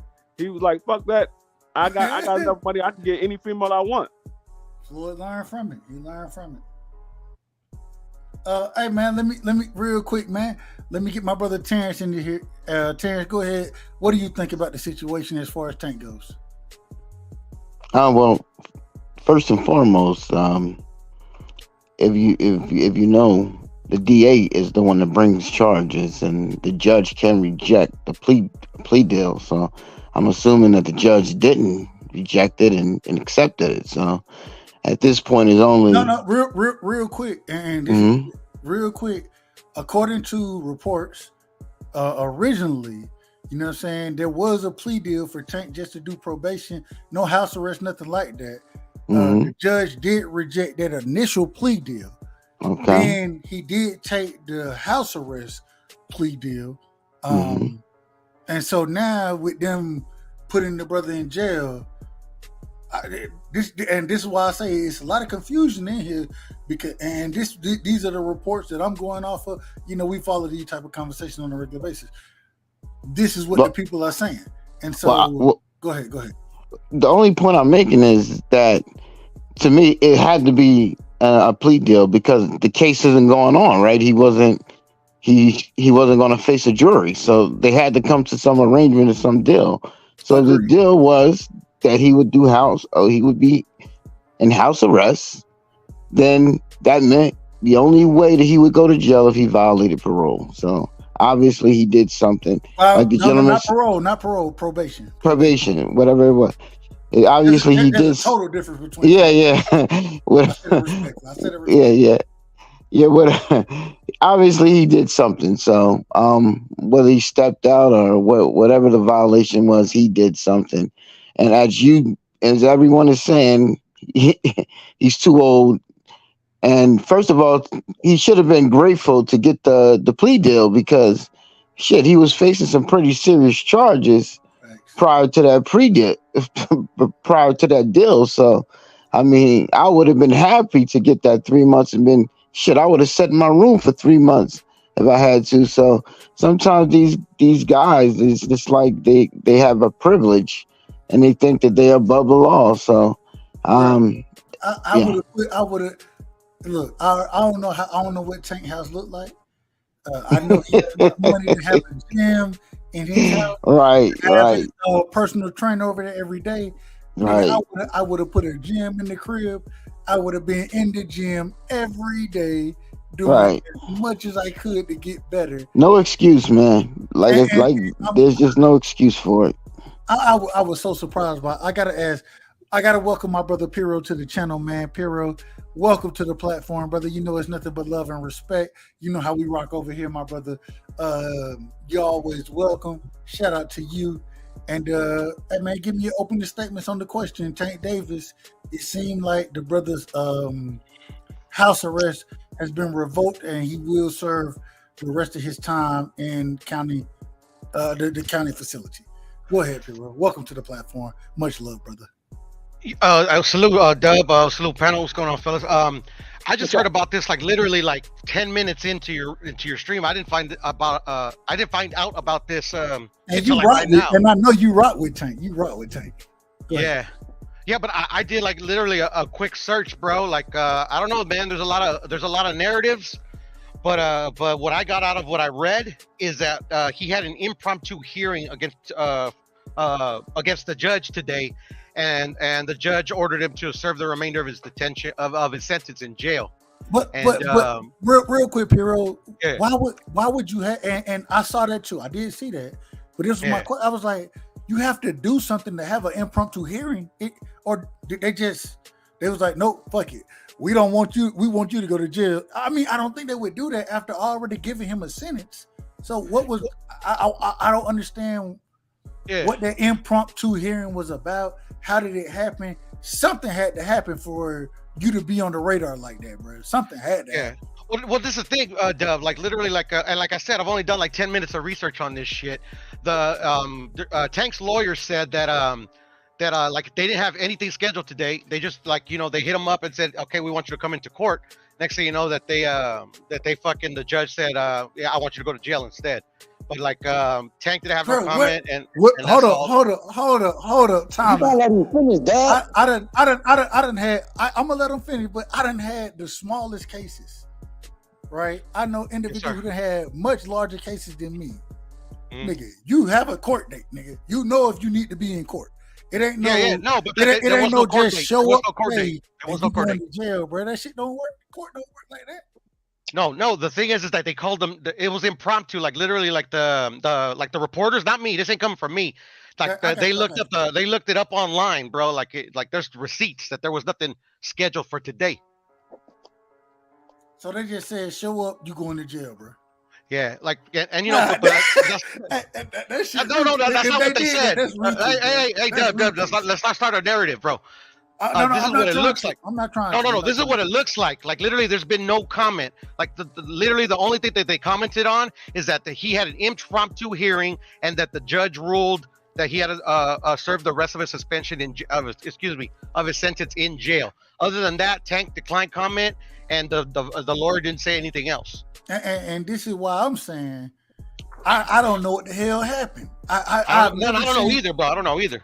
I've never 10 minutes, bro. 10 minutes of research, bro. Like don't take my shit with a grain of salt, bro. That's what I'm saying. No, I'm not saying you know everything. I'm not saying you don't. All I'm saying, anybody on the panel, I want to hear from y'all. I ain't never heard of anything going into the realm of a motherfucker. And trust me, I ain't saying I ain't no criminal, nothing like that. I don't have a criminal record. Nothing. I have no felony charges. I have no felony charges on my record. Right. All I'm saying is when you're going through the court process, nigga, you know when you're supposed to be in court. You know. I've never seen a situation where you didn't do something or where they just be like, hey, you got to be in court. You got to be in court tomorrow. Hey, man, we revoking your house arrest. You got to go to jail. I ain't never seen nothing like that. I've never seen it. So, okay, listen, bro. I told you. Now, I hear you, Dub. You said you don't have a felony. I do. I have two. I do not. I have two. I've been through this, bro. I understand how it works, bro. A ruling is a ruling. The ruling was Tank was to serve his 90 days, right, at home. That was the ruling. The only way a judge goes back on a ruling is if you violate the stipulations he give you. There's always a stipulation to every ruling. There's always a stipulation. Real quick, if you have a misdemeanor, me specifically, there are stipulations that you have to abide by. If you don't abide by them, they're gonna put you on probation until you clear what you're supposed to do. And once you clear it, this is misdemeanor wise. Once you clear it, then they'll say, okay, you're done with your probation. And so what I'm saying is that if I know this, then I'm gonna abide by, and I had to abide by. I had to make sure I met those circumstances. And so, okay, listen. Go ahead. And I got to get my brother 817 in. I'm gonna go ahead and get personal, bro, just so I can make a point. Don't get too personal. Keep it. Don't get too personal. We don't want you to, I mean, this stuff old as hell, bro. It's old as hell. Okay. So when I was 17, bro. Oh yeah, you good. We got, me and my cousins, bro. We broke into a house and stole guns. Right? That's a felony. So that was my first felony. I was 17. Now the judge, by me never having prior cases to that, the judge was leaning on me, and I got 3 years of probation. Now, part of my probation was that by me being so young, the judge wanted me to get in school. Now, it's 3 things I had to do. I had to either get in school, whether that be, get a GED or enroll into a college, right. or work or find a job. Either or. I didn't have to do both. I had to do either or. You had to be busy. Yeah, I had to do either or. On top of me already having the stipulation of I didn't have to be drug tested. My probation officer never drug tested me because my charge wasn't drug related. Mine never did either. That's a fact. So what I mean, but what I want to tell you guys though is Tank had house arrest. That means you have to abide by those rules, right? When I'm gonna tell you what happened, what I did, I completed mine satisfactory. I never violated. That's because I enrolled in school immediately. And by the time the judge had even, got ready to take me off probation, I was well on my way to graduating by then. What I'm trying to tell y'all is if I didn't go to school, that would have been a violation of the stipulations he gave me. I would have been locked up again. That's what I'm trying. A judge they don't go back on their ruling unless you violate what they told you. It's crazy, and I share a similar experience. When I was working at Best Buy at the time, and so when I was in college as well, and as long as I didn't have, it was no smoke. As a matter of fact, when I had to do my community service was reffing intramural basketball games for the city. You know what I'm saying? The city intramural basketball games, shit. And so, if you do what you're supposed to do, I have that same experience. I got to bring my brother 817 in here. 817, man, you hear what we're talking about? Tank Davis. The brother it seemed like he's going back to, or not back to, but whatever the house. I don't know if he violated, if the judge just came to a different decision. Don't know what exactly happened, but it seems like Tank's going to be spending time in jail. Man, what's your thoughts on the 817? The brother King Judah touched on it, and that's what I was going to touch on too. I appreciate it. That's another thing about this community. We have very educated people who have a multitude of experiences. Unfortunately, some of us have touched that place. I'm one too, King. And just like he said, the judge just don't up and decide some shit different. You didn't meet the stipulations of your probation or your parole or whatever that decision was. You know what I'm saying? That kept your ass from being locked up. What they did was they put him on house arrest and his motherfucking ass with their leg monitor. He violated, bro. He went back on time when he was supposed to be. He went where he said he was going. It's got to be some shit like that. Or he didn't make his classes, because remember, when they give you these judgments, they just don't hit you with a fine. They just don't hit you with the time. They also want to go to MAD. Go to MAD. Right. They also want you to quote unquote rehabilitate yourself. So what does that mean? That means your AA meetings or your NA meetings, your Alcohol Anonymous or your Narcotics Anonymous, depending if that's part of your case. Like the brother said, his shit didn't involve no substances, so he didn't have those shit. So those are generally just the general things that they're gonna give you as stipulations of any type of decision as to where they decided that they gonna partake or impose on your freedom. You know what I'm saying? They're gonna give you a sentence. They're gonna give your ass stipulations, and if you don't meet them stipulations, then yeah, they'll have an impromptu meeting and they'll lock your ass up, and that's what they did. But bro, it's a 90-day turnaround. Like, Tank a hood nigga, straight up. Let's just keep it a buck. That's why, again, he ain't said shit about it. He gonna lay down, do his little 90-day turnaround, and come back out ready to chew on something real shit. You know what I'm saying? Now, what that does for him as far as the landscape of boxing or whatever, not shit, because generally if he was free, what would he be doing in the next 90 days? It wouldn't be fighting, or it wouldn't be training for a fight, not right off top. So nigga, it's just a hot 90 days on the cool, take him off the scene, and actually it'll be good for him because his motherfucking ass will slow down a little bit. You feel me? All his hangers on ain't around him and shit. He has some time to focus. He'll think about some shit. The next time he want to, slap his chick or something when she says something hot or whatever, he'll move different, real talk. So this is a good thing for Tank. So you think it's good for his mentality? Everything happened for a reason, homie. Everything happened for a reason. Hold on. And no, I agree with that. I agree, but everybody don't handle it the same. There are times with hold on. Damn, let me ask the question. Go ahead. I agree with you. I agree 100% with you. But everybody don't handle everything the same. There are times where that rehabilitation, you having to really sit down and focus on you and understand what you're going through right now. That's helpful, but I've also seen it be very hurtful. I've seen individuals who done had to go through that and came out damn near at their own detriment. You know what I'm saying? As far as when they came out from that, I've seen it both ways. So what I'm asking is, do you think it's helpful or hurtful in this situation? I think you're going to say helpful from how you kind of broke it down, but that was the question overall. Tank ain't got them same kind of circumstances as a normal motherfucker who come out of jail. You know what I'm saying? Whether it's on a 90-day or a 60-day, for us, we live on, for most people, right? For most folks, right? Most people live on a 14 to 28 day scale. If some shit go off in them 14 to 28 days, if you miss a paycheck, a lot of y'all fuck. You feel what I'm saying? A lot of folks is, and I done been there. You dig what I'm saying? Depending on how you get your bread. But Tank ain't in one of them situations. He ain't coming out in 60 days, goddamn, and wasn't able to pay his rent or fucked off a car note, you know what I'm saying, being locked up or some shit like that, you know, like most of us. Tank gonna come out, he still got his shit, he still got his place, and he still got his motherfucking career. This nigga ain't doing years, he's doing 3 months, bro. 90-day turnaround. Like, niggas, bro, like, it's a trip, you know what I'm saying? So many of these cats in these chats, you know. You broke up, 817. You broke up, brother. Oh, okay. Can you hear me now? Nah, he was fine on my end. Okay, well, I was just gonna say it's a trip, you know what I'm saying? We got some of the most gangster cats in the chat and have so many comments or whatever, and they acting like this 90-day turnaround, like this nigga going to do some hard time. Bro, that nigga going to lay up at the county and be a superstar. Real talk. Everybody know that's motherfucking Tank. The guards know that's Tank. The ward know that's Tank. Nigga, you think, bro, as much people as love Tank, you think you finna go do some hard time? Bro, y'all stop. Y'all be gassing up a lot of weak shit.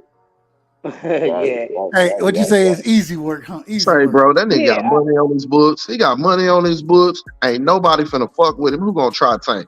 Like, nigga, look. When you go to the county, for real, like, take your ass down to Loose Sterrett if you want to. Motherfucker gonna kick your shit away from you. Somebody gonna say some fly shit to you and try to see what you got, see what you working with. Who trying Tank like that? Nobody. And a motherfucker trying to say, bro. Niggas trying to get an autograph. Niggas trying to get an autograph, move their cup off the hot water so he can make his motherfucking soup. Hey, nigga trying to play spades, man. Fuck hey, you mean, bro? Sit at the table, bro. You trying to play spades? I got a question for you. Hey, man, real quick. Let me ask hold on. Go ahead, King. I just want to ask a real quick question though. 8-1. With all that being said, bro, and like you said that you've been a part of the system too, bro. You know what I'm saying? I understand that. But as a man, bro, I don't know your age, but I'm guessing you at least 30, right? So, as a man, bro, honestly, bro, can you not say with the whole situation? We know his baby mama lied on him, right? We understand that, but at the same time, you had to be moving a certain way to be with a female that'll handle you like that. I don't blame him, but the fact's a fact. Then you turn around and you hit this woman and flee from the scene. Again, I'm not blaming you, bro. You human. I didn't blame him for that. But after all that being said, you dodged all those bullets. You got the lightest sentence possible, where you had to do 90 days in your own house, which is probably a mansion, and you still violated that too, bro. At what point do we say that Tank is just not mentally mature? You haven't violated anything yet. And this is exactly why the judge is sitting him down for them 90 days. You feel what I'm saying? Because, bro, we done gave you chance after chance after chance after chance after chance after chance after chance after chance. You feel what I'm saying? And I know life coming at you fast, and I know a lot of these motherfuckers around you really just around you for who you or for what you bring them and not who you are, and want to see the best for you. You know what I'm saying? There's a few, but you know what I'm saying? Them voices far in between when you got everybody patting you on your back. And what the judge did today was pat him on his ass and not on his back. You feel what I'm saying? She swatted him on his ass and not pat him on his back. Let me tell you something. For each and every man, whether it's the system or whatever, there comes a time where you have to, you know what I'm saying, take a look at yourself in the mirror, where life slows you down. Whether it's a death in the family, whether it's you not handling your business or not taking care of your responsibilities, it comes a time for all of us at different times. You feel what I'm saying? The only difference is Tank life is in front of us. So, you know what I'm saying? Understand that. Take that shit with a grain of salt. Just like Tank need to understand this 90 days for him to gather his thoughts, and get his shit together in his life. His boxing shit gonna be boxing. You know what I'm saying? Boxing shit gonna be boxing. This is for Tank to get his shit together and to move forward in his life and make better decisions. You feel what I'm saying? Each and every one of us can remember a time where we had to be reset or needed a reset, whether we took it upon ourselves or say we took it upon ourselves, or whether it was enacted upon us. Just a bit of wisdom finna be enacted to the young man. That's all. Hold on, real quick. I'm gonna come to you next, Crush. I gotta let Sean T get in here, and then we coming to you, Crush. Sean T, welcome to the panel, my brother. Get your opening bars off. You get a conversation. Then we go into Crush, and then we can open it back up. As always, go ahead, Shanti. Get your bars off. Nothing but love and respect. Welcome to the panel, brother. My man. Yeah, peace and love to the panel and the chat as well. Yeah, this thing with Tank, man. Like, although it's 90 days, you feel me? Like, that's not gonna be a fun 90 days for this cat. You know what I'm saying? Like, man, I done been in the motherfucking state joint. I've been in the Fed joint. I've been in the motherfucking county. And if anybody from Chicago know what Cook County is like, goddamn it, that's like hell on earth, real talk. So when they say it's count time, and goddamn it, you only watching, one TV, might be 3 TVs in the day room, but goddamn it, you got the Mexicans over here, the whites over here, the blacks over here. Man, your freedom is taken from you. And on top of that, this shit ain't got nothing to do with rehabilitation. What this got something to do with is Tank can keep fucking around if he want to, and then they building a goddamn file on his ass, and then there's gonna be a judge that's gonna say, man, get this motherfucker 3 years, or give him 5 years, because he ain't learned his lesson. Because that's how they move. And on top of that, the bottom line is when you go to that prison, that joint, it's not about rehabilitation. It's about keeping those country motherfuckers employed. You know what I'm saying? It's about keeping the police employed. It's about the judges. It's about crooked ass attorneys. You know what I'm saying? And as well as, goddamn it, you doing industrial jobs where you getting probably $175 a month. You know what I'm saying? Making airplane parts or cabinets or whatever the fuck it is. And goddamn it, if they was to hire people out here to do it, these motherfuckers gonna be making like $80 an hour. So they paying you $175 a month. You feel me? So it's modern day slavery, man. And Tank ain't the only motherfucker that need to wake up. Like, we all need to wake up. And that's it, man. I ain't mad at that. And all those effects, how my brother was just speaking. Crush, get your bars off. And then after Crush, man, the panel is open. Everybody, man, y'all jump in where y'all fit in. Just keep it respectful, like I always ask, man. Let everybody get their bars off. And Crush, man, it's on you. All right, man. Listen, this is a good conversation. It's a good conversation. But on the other side of it, once again, and y'all gonna always have me remind y'all of this. Once again, we're thinking too much on something. All right, it's 3 months house arrest. All right. What's the fuck is the big deal? He violated. He didn't get any more time added on to it. Like some people when they violate their probation. I have seen it done. So he ain't getting no added time onto it. Far as what led to whatever he done, we don't know what it is. I ain't taking up for this motherfucker, but I ain't gonna say speculate. I don't know, because a lot of us, we know how it works. And D3 even made a great point. And when you on house arrest, they don't play that shit. So you don't necessarily have to be doing any malice, but the whole thing, they have full control of you. I seen my brother actually go take a nap. Actually took a fucking nap. Overslept. Did not hear his alarm. Missed his fucking phone call. He didn't go out the door. He ain't do none of this dumb shit. He went to sleep. Overslept. They ain't trying to hear that shit. So it could be for any reason. But whatever the reason is, guess what? It ain't that fucking deep, because there's no more time added on to it. So he got to deal with it the way he has to deal with it, trying to paint out the scenario, how he gonna have to deal with it inside. That shit ain't gonna be that bad for that dude. Most likely they gonna keep him away from most of them dudes. You know what I mean? But he the one that got to deal with it. And 90-something days later when he gets out, we see what's going on. We sitting here and sound like this man is actually doing 3 years. It's cats that had to go do longer than that. This is 3 months, man. 3 months. Now, that's a lot to a person that never been arrested before, but it's 3 months. And it's probably, 80-something days because they got to get him, time served for the days he already been on house arrest.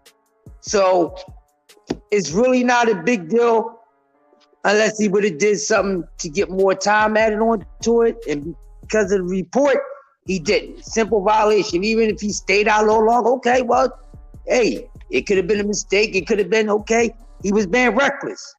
Whatever the case may be, he got to deal with it. It's not that deep. That's on him. It's much more being done by guys out there than what Tank Davis is arrested for.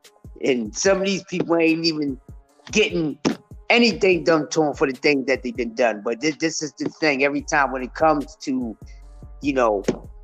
celebrities or whatever, sometimes the things be a little too deep, man. I think we just going a little too deep on it. I'm not saying you're supposed to overlook it, but really overall, it's not that deep. When you look at each other, because like King Judah can say, we know these things. So, I'm looking at the main part. Okay. No more added time. Just you gotta go inside and finish the rest of your joints. Okay. Well, your violation wasn't that motherfucking bad, but it don't necessarily mean that he actually did something to do it. But whatever he did, because they're super dumb strict. Hold on real quick, because they should be stupid. And even with some of the even with some of the things that they say you're not able to do, I'm like, are you serious? Go ahead, bro. All I want to ask, Crush, in your opinion,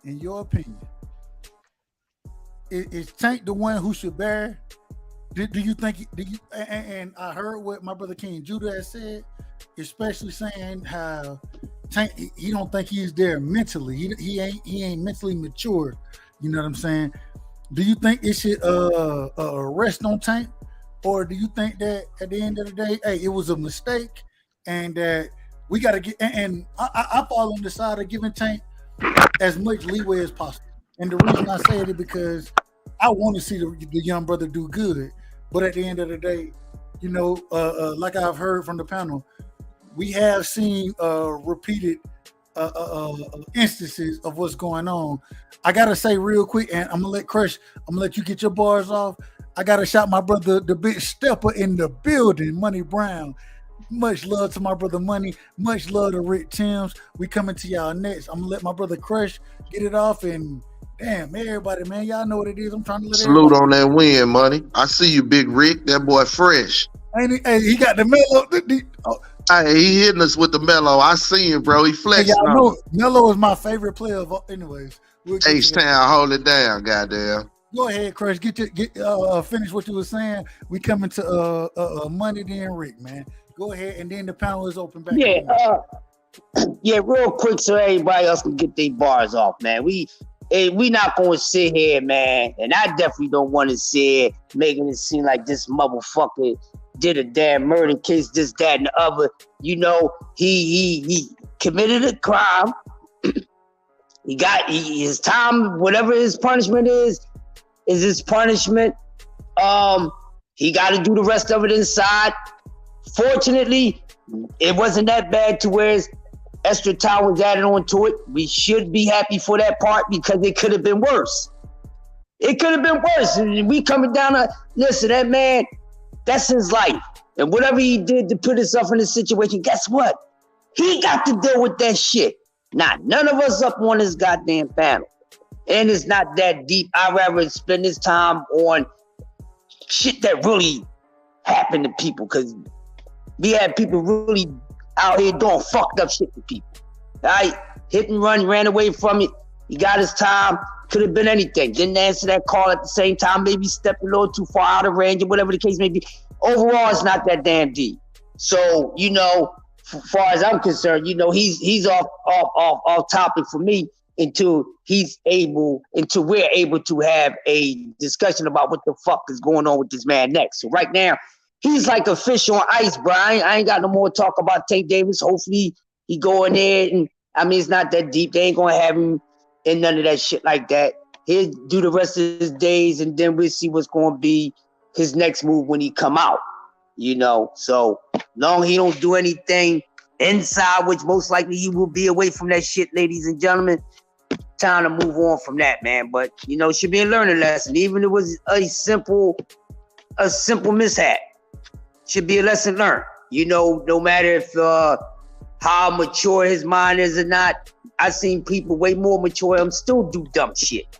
It's people my age that's more mature than him that still do the same type of dumb young shit that younger people would do, man. So it's just all about the individual at the end of the day, and you take what you learn from your mistakes is how you take them. If you take them for granted, you're gonna keep on doing dumbass shit and it's gonna put you somewhere. But if you really take it and wake your ass up from it and keep it moving, you make life just a little bit less hard. That's all I got. I ain't mad at it. I ain't mad at that crush. Money Brown, man, welcome to the panel, brother. Get your bars off.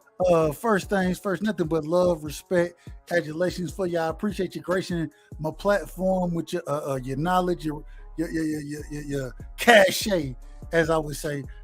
Man, give me your opening statements. We talking about Tank. We hear that it seems like the brother has made moves to land him in jail. We don't want to see the brother in jail. It is what it is. But just speaking on, do you think it affects anything? What's your thoughts on it?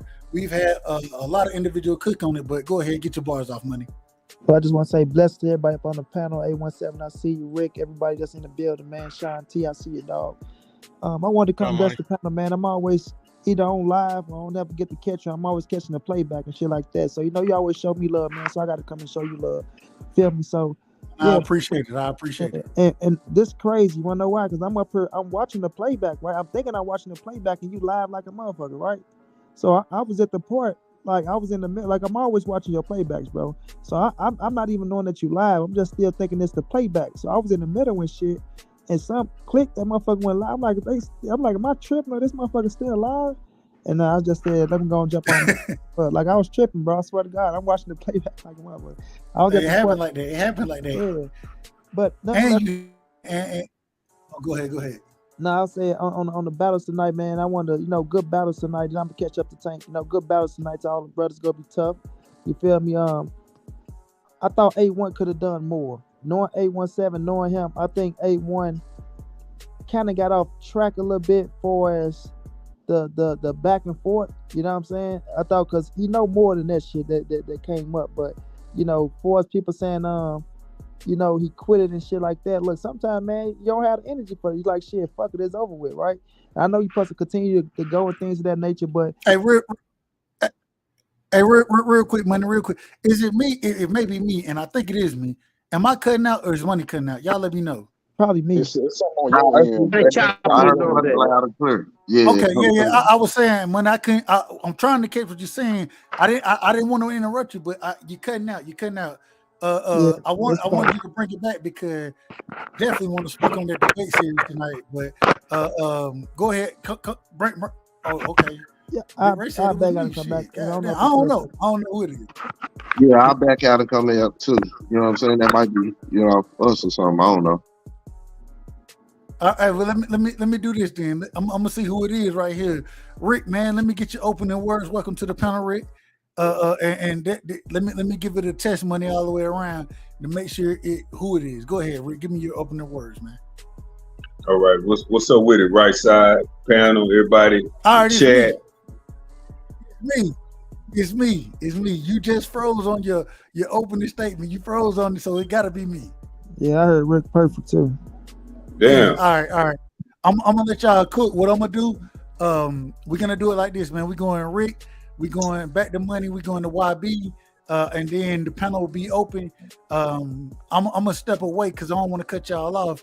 I'm listening, but if I don't say shit, man, y'all just keep it in order. You know what I'm saying? Keep it respectful, as always. I apologize, but it seems like the issue is me right now. So y'all, Rick, go ahead and cook, and then the panel is. I mean, we're gonna go to money. We're going to my brother YB 817, and the panel is open. Y'all go ahead. Yeah, no doubt, no Yeah, doubt. man. Just hold on, who going? Is it on me or is it on Rick? It's on Rick. No, it's supposed to be on Money. Money was talking. Monty, Rick, then me. Monty, Rick, then me. I think. Right. Yeah, just on the debate tonight, man. You know, I like the energy with 817 and what was my dog name?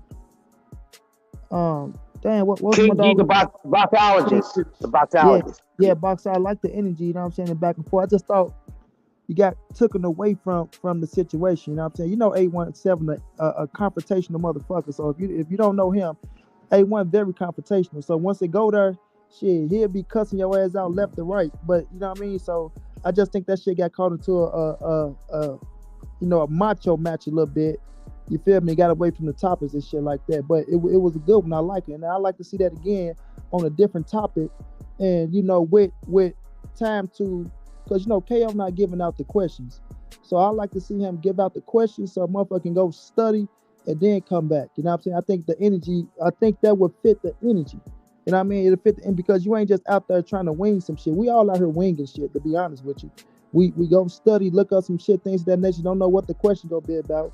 And then you got to come and put together your shit, how you put together your presentation and try to give it to the people within 5 minutes instead of 10 minutes, you know what I'm saying? So it's gonna be a stretch, you know what I'm saying? So with that being said, everybody doing great in the debate. Everybody doing great in the debate when you don't know what the hell the question gonna be and you can sit there and you go back and forth. You know what I'm saying? I'm not gonna lie. If I was down 2-0, I'd probably be ready to punch a motherfucker in the stomach and ready to run out too. So I ain't gonna sit there and you know what I'm saying? Make it as if it's like, oh man, you know, he got done like, nah, bro. Shit, when you're up on that debate stage, you putting your shit down, you feel like you won each round. Even if you lost that motherfucker, you feel like you won. So, you know, you still gotta give credit to people getting up there doing the debates because, you know, a motherfucker do a lot of talking, but they ain't stepping up to the plate. You know what I'm saying? Thanks. For us, the last 4 contenders, it's gonna be a hell of a ride, bro, because everybody look like they know they shit. You know, I'm listening to people talking and things of that nature. I'm hold on, Money. Can I got a question for you, Money. I got a question for you. Yeah. You got I believe you got Bassiana next. No, Bassiana. No, excuse me. Tony Reviews. I apologize. Tony Yeah, Reviews. I watch Tony. Good delivery. I like him. He know his shit, fluent when he speak. You know what I'm saying? So he's very confident. So you know, I got a problem on my hand. Are you prepared for it? Well, I already know you're prepared. Man, Shit. listen, I've been doing this shit. You the big stepper. You the big stepper, so I know you prepared. All I'm saying is this: who do you expect to see? I know you think you're gonna get through the next round to the finals. Who do you expect to see out of D Free and King G? Who do you expect to see in the finals? Either or. I'm gonna be real with you. I don't pick. I'm not picking. When I get there, right, I gotta get through my goddamn whoever get them gonna be there. Like I respect everybody, bro. I respect. That's the number one thing. You gotta respect without letting them know you respect. You feel me? So while people think they doing shit and they not even knowing, like, okay, I'm listening to all of them. I see what they doing, but it's like everybody got a chance. You feel me? Everybody got a chance. So I'm not gonna say, oh, you know, D Free or who was it? D Free and King G. Yeah, D Free and King G. Hell of a matchup, bro. D Free go bring his shit. King G go bring his shit, right? I'm on the panel. All I gotta do, I'm just worrying about taking care of my business. You feel me? Yeah. So I take care of my business, and then the winner between them, I'm gonna see them. So I got a problem on my hands, so I can't be worrying about, you know what I'm saying, what they got, but I'm paying attention though. Last question for you, Money, and I gotta pass it around. But yeah, no doubt. Last question. What do you think, Tony Review? What's his biggest asset that he brings to the table that you gotta be able to overcome? Confidence. You know what I mean? Confidence is everything. You gotta take the confidence away, you feel me? And here's gonna be tough to crack. So the confidence, you sit up there, I watch him, I watch how he work Bassiana, how he win in there, you know what I mean? Like you can't show no mercy, can't show no love. You feel me? Woman, man, child. You can't show no mercy, can't show no love in a situation like that. And he went in there with his confidence. So I like the confidence that he got flowing, and I gotta break that shit, you know what I mean? And let the people know that, you know what I'm saying? Oh yeah, Monty Brown have been doing this shit for a long time. So, you know what I mean? That's the situation with that. And I want to touch on one thing before I pass you, bro. I like Go ahead, bro. Zone 6. Zone 6 probably still in the chat watching right now because Zone 6 get too goddamn emotional when you act like you're not emotional. But I like the way you handle that shit. And I ain't want to bring that topic up, but it's just to the fact where, yeah, man, if you running the panel, bro, where people over here talking and just talking boxing things of that nature, man, take all that shit elsewhere, bro. You feel me? You're a grown ass man, so get out your feelings with that shit. If you want to attack somebody, bro, go attack the person that's talking about your ass. Don't come trying to place, oh man, you know you playing both. No, ain't nobody playing both sides. Like if I fuck with this person, I fuck with him. If I fuck with this person, I fuck with. I don't have to sit up here and say some shit to make you feel good or make the other person feel good. I'm gonna play me. I'm motherfucking you know what I'm saying, Dub right side, and I'm gonna continue to do Dub right side, bro. If you don't like that, that's your problem, bro. To say you in the city, it's on your ass in your goddamn 40s, man. Sit down talking like you one of these motherfucking Lil Durks and one of these King Von type ass niggas. Okay, I catch you in the city, man. Sit your ass down and live your goddamn life, man. Go have some damn kids. If you got kids, go work with your kids, man. Cut the bullshit out, man. Hey, man. Hey, that's a fact, bro. And it's crazy to me. I ain't got no smoke. But it is what it is. And I don't even want to touch on that. It is what it is. I got my brother. And much love. My brother done had a small absence, right? But he back strong. He told me, I swear, hey, tell me if I'm lying, YB. You said, shit, I might have to take a break until this fight is announced. Yeah, absolutely. And then when the fight was announced, my brother came back with a resurgence. Man, YB, you know it ain't nothing but love and respect. You know what it is, family. Welcome to the panel, man. Give me your opening statements, brother. Man, hey, much love to the whole panel and anybody that actually competed, you know, and put their money where their mouth was, because like Monty and everybody I feel like stated on the panel, you know, when you get into this debate series and this tournament and you don't know your questions, you don't know what you're going to be asked, all you got is a list of fighters that you're going to be arguing or debating about. It takes a lot of, intelligence and delivery and confidence to go up there, you know what I mean, and put your money where your mouth is with money on the line. People in the chat talking shit, trolling. So yeah, man, just know that I respect everybody that actually signed up and competed, win, lose, or draw. You know what I mean? So shout out to the last four standing, and I can't wait to see what happens. But everybody that participated, you know, I appreciate you, and I support you, and I'm proud of everybody that actually took that out. Absolutely. And I want to ask now, YB, I got to ask you, are you going to be jumping in the next tournament? You got to jump in the next one. Man, because I was so gone, bro. Now you know you got that. You know you got the smoke. Now you know you got the smoke, YB. Go ahead. I'm gonna do a debate, right? You know what? I didn't even know about the tournament until it was too late. Once I saw everybody signed up, then I was like, dang, because I really wasn't on YouTube like that. So then I saw, I said, dang. I already know what it is. And I'm seeing people already in the middle rounds. I'm like, damn. And I'm seeing people getting advanced with some people ain't showing up for the month. I'm like, bro, it's 850. Shit, I mean, look, bro, some people getting advanced without people showing up. I said, what? Hey, right. Hey, Dub. Where they do that at? I had a bill, Dub. You feel me? Man, I had a bill, bro. So it's like, and I'm sorry, Coach, but it's like the first two topics went to my liking. So, I did, but for this fucking Julio Cesar Chavez and Oliver, what's my man name? Can't even get his last name. Ruben Olivares. Yeah. Olivares. Man, the best bantamweight probably ever. Yep. But at the same time, a lot of people don't know who the hell Ruben Olivares is, bro. Yes, a lot of people don't know who he is. But man, I had a bill so fucking cold, bro, and I'm like, damn. And I had a feeling. I'm gonna be real. And I'm like my man say, and I'm sorry about beat, but I'm like, man, Steph don't show up. I thought I did all this motherfucking. You know what I'm saying? That shit hurt, don't it? That shit hurt. Hey. Man, what I tell you last night, YB, man, I wanted to, man. I'm telling you, I was gonna do something nasty to Steph today, man. Hey, but you know what, Monty? Chavez, I was gonna say Chavez. In my opinion, it was gonna be hard to beat Julio Chavez. When you picked it, and it was the same thing in my opinion with Sonny Edwards and Junto Nakatani. I was like, bro, it's that's an uphill battle right there, bro. That's an uphill battle, especially if you don't know who these fighters are at these lower weight classes, especially if you don't know them. And I know a lot of y'all know how I know y'all follow them kind of like I follow them, but at the end of the day, if you don't know it, that shit it's a difficult conversation to have. You know what I'm saying? It's a real difficult conversation. And real quick, let me do this, man. I got to get my brother Rick. I I'm sorry, apologize, YB. Rick. My bad, YB. I don't think you was finished. My bad, man. No, you good, bro. No. I just want to say, man, I appreciate everybody that's doing it, man. And I'm gonna pass it to my man Rick. You know, H-Town to H-Town. Hold on. I gotta say this now. YB. I don't know what part of H-Town you in, but Rick, south side of Houston, man. No affiliation with Jay Prince. He got the Carmelo Anthony jersey on. One of the greatest jerseys, one of the greatest players of all time.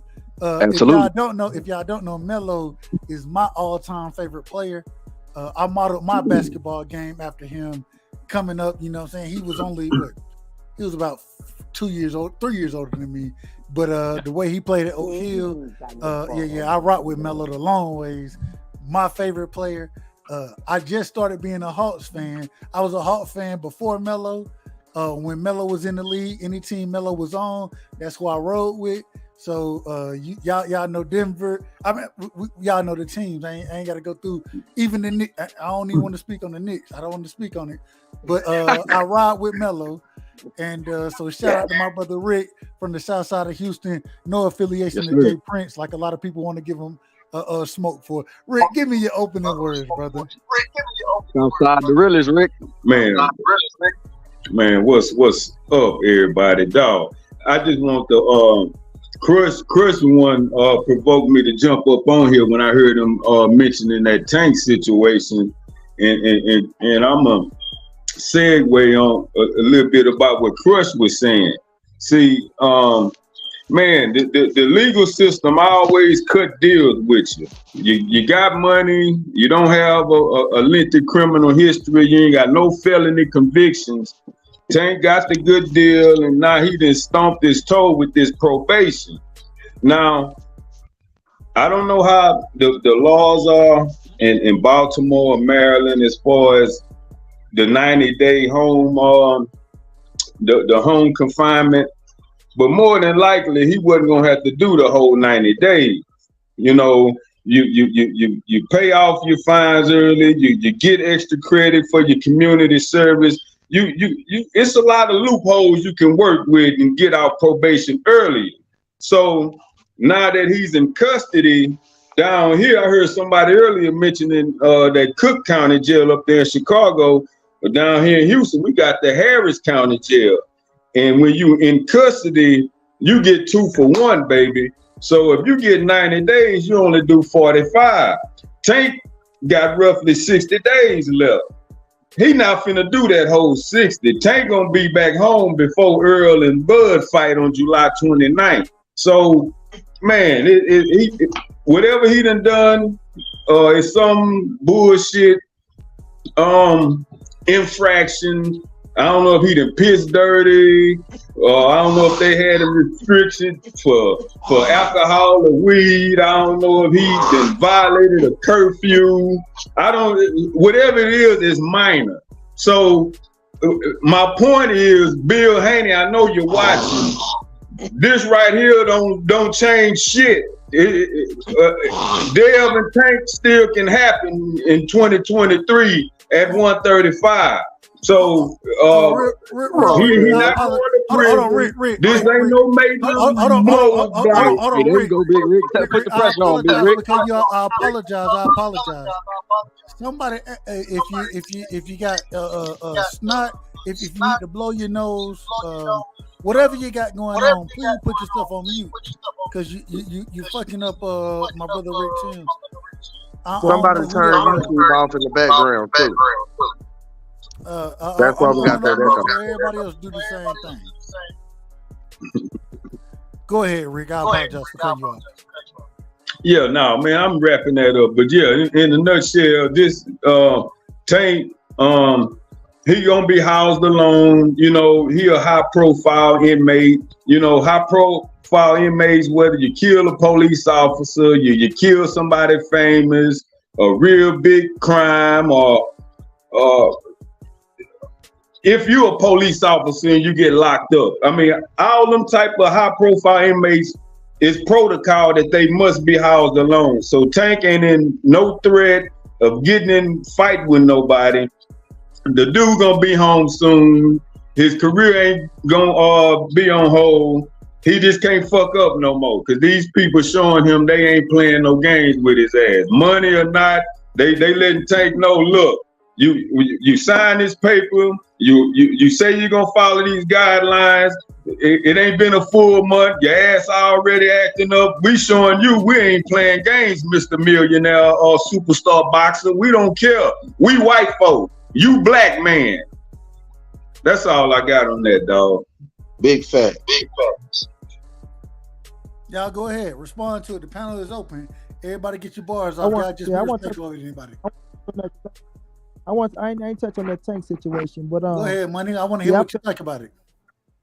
Yeah, it's not a piss and dirty. I think it's a curfew situation. I think Tank ass, went and did some shit, and that boss got the blinking on his ass, and they real strict on him. You know what I'm saying? They very strict on him. You can tell what they said from the courtroom and shit like that, to where they didn't even want to let him go to the gym. You know what I'm saying? So I don't know if Tank ass then went off and went to the gym when he got a piece of ass, a fucking hamburger. Who knows what he did? But they just showing him that, look, all that shit, we not taking no exceptions to it. So like Rick said, I don't think he gonna do no whole 60 days up now. He gonna get through that shit and he'll be back out. But it's a learning lesson, man. It's a learning lesson for him to learn some shit. Everybody gonna be looking down him and, oh man, you're dumb, you stupid, you this, you that. You know what I mean? Like, come on, man. We all grown. We all make mistakes. We all know. Like, we gotta understand. We all, if you cut like that, you come from the hood, to where we've seen a lot of people kind of fuck up on this situation. Tank just the one that got money, and we look at, come on, man, you in a good situation. You at the crib. You beat this. You beat that. Sometimes, man, shit happens. That's how I look at it. But who is us to judge anybody to say you did do that? It's a part of his testimony. It's a part of his journey in life. And I mean, it ain't like it's that, like, he just fucked up and did some shit where his whole career got taken from him, but I do feel like he'll be out in time. Hopefully he don't go in there and just, do some stupid shit, blow up and waste things of that nature, which I don't think so. I think his head still will be on point. He get out and do what he got to do. So we'll just wait and see. Like, I don't never judge somebody from doing certain shit. Maybe when I judge Agent Brown because he did a whole lot of dumb shit.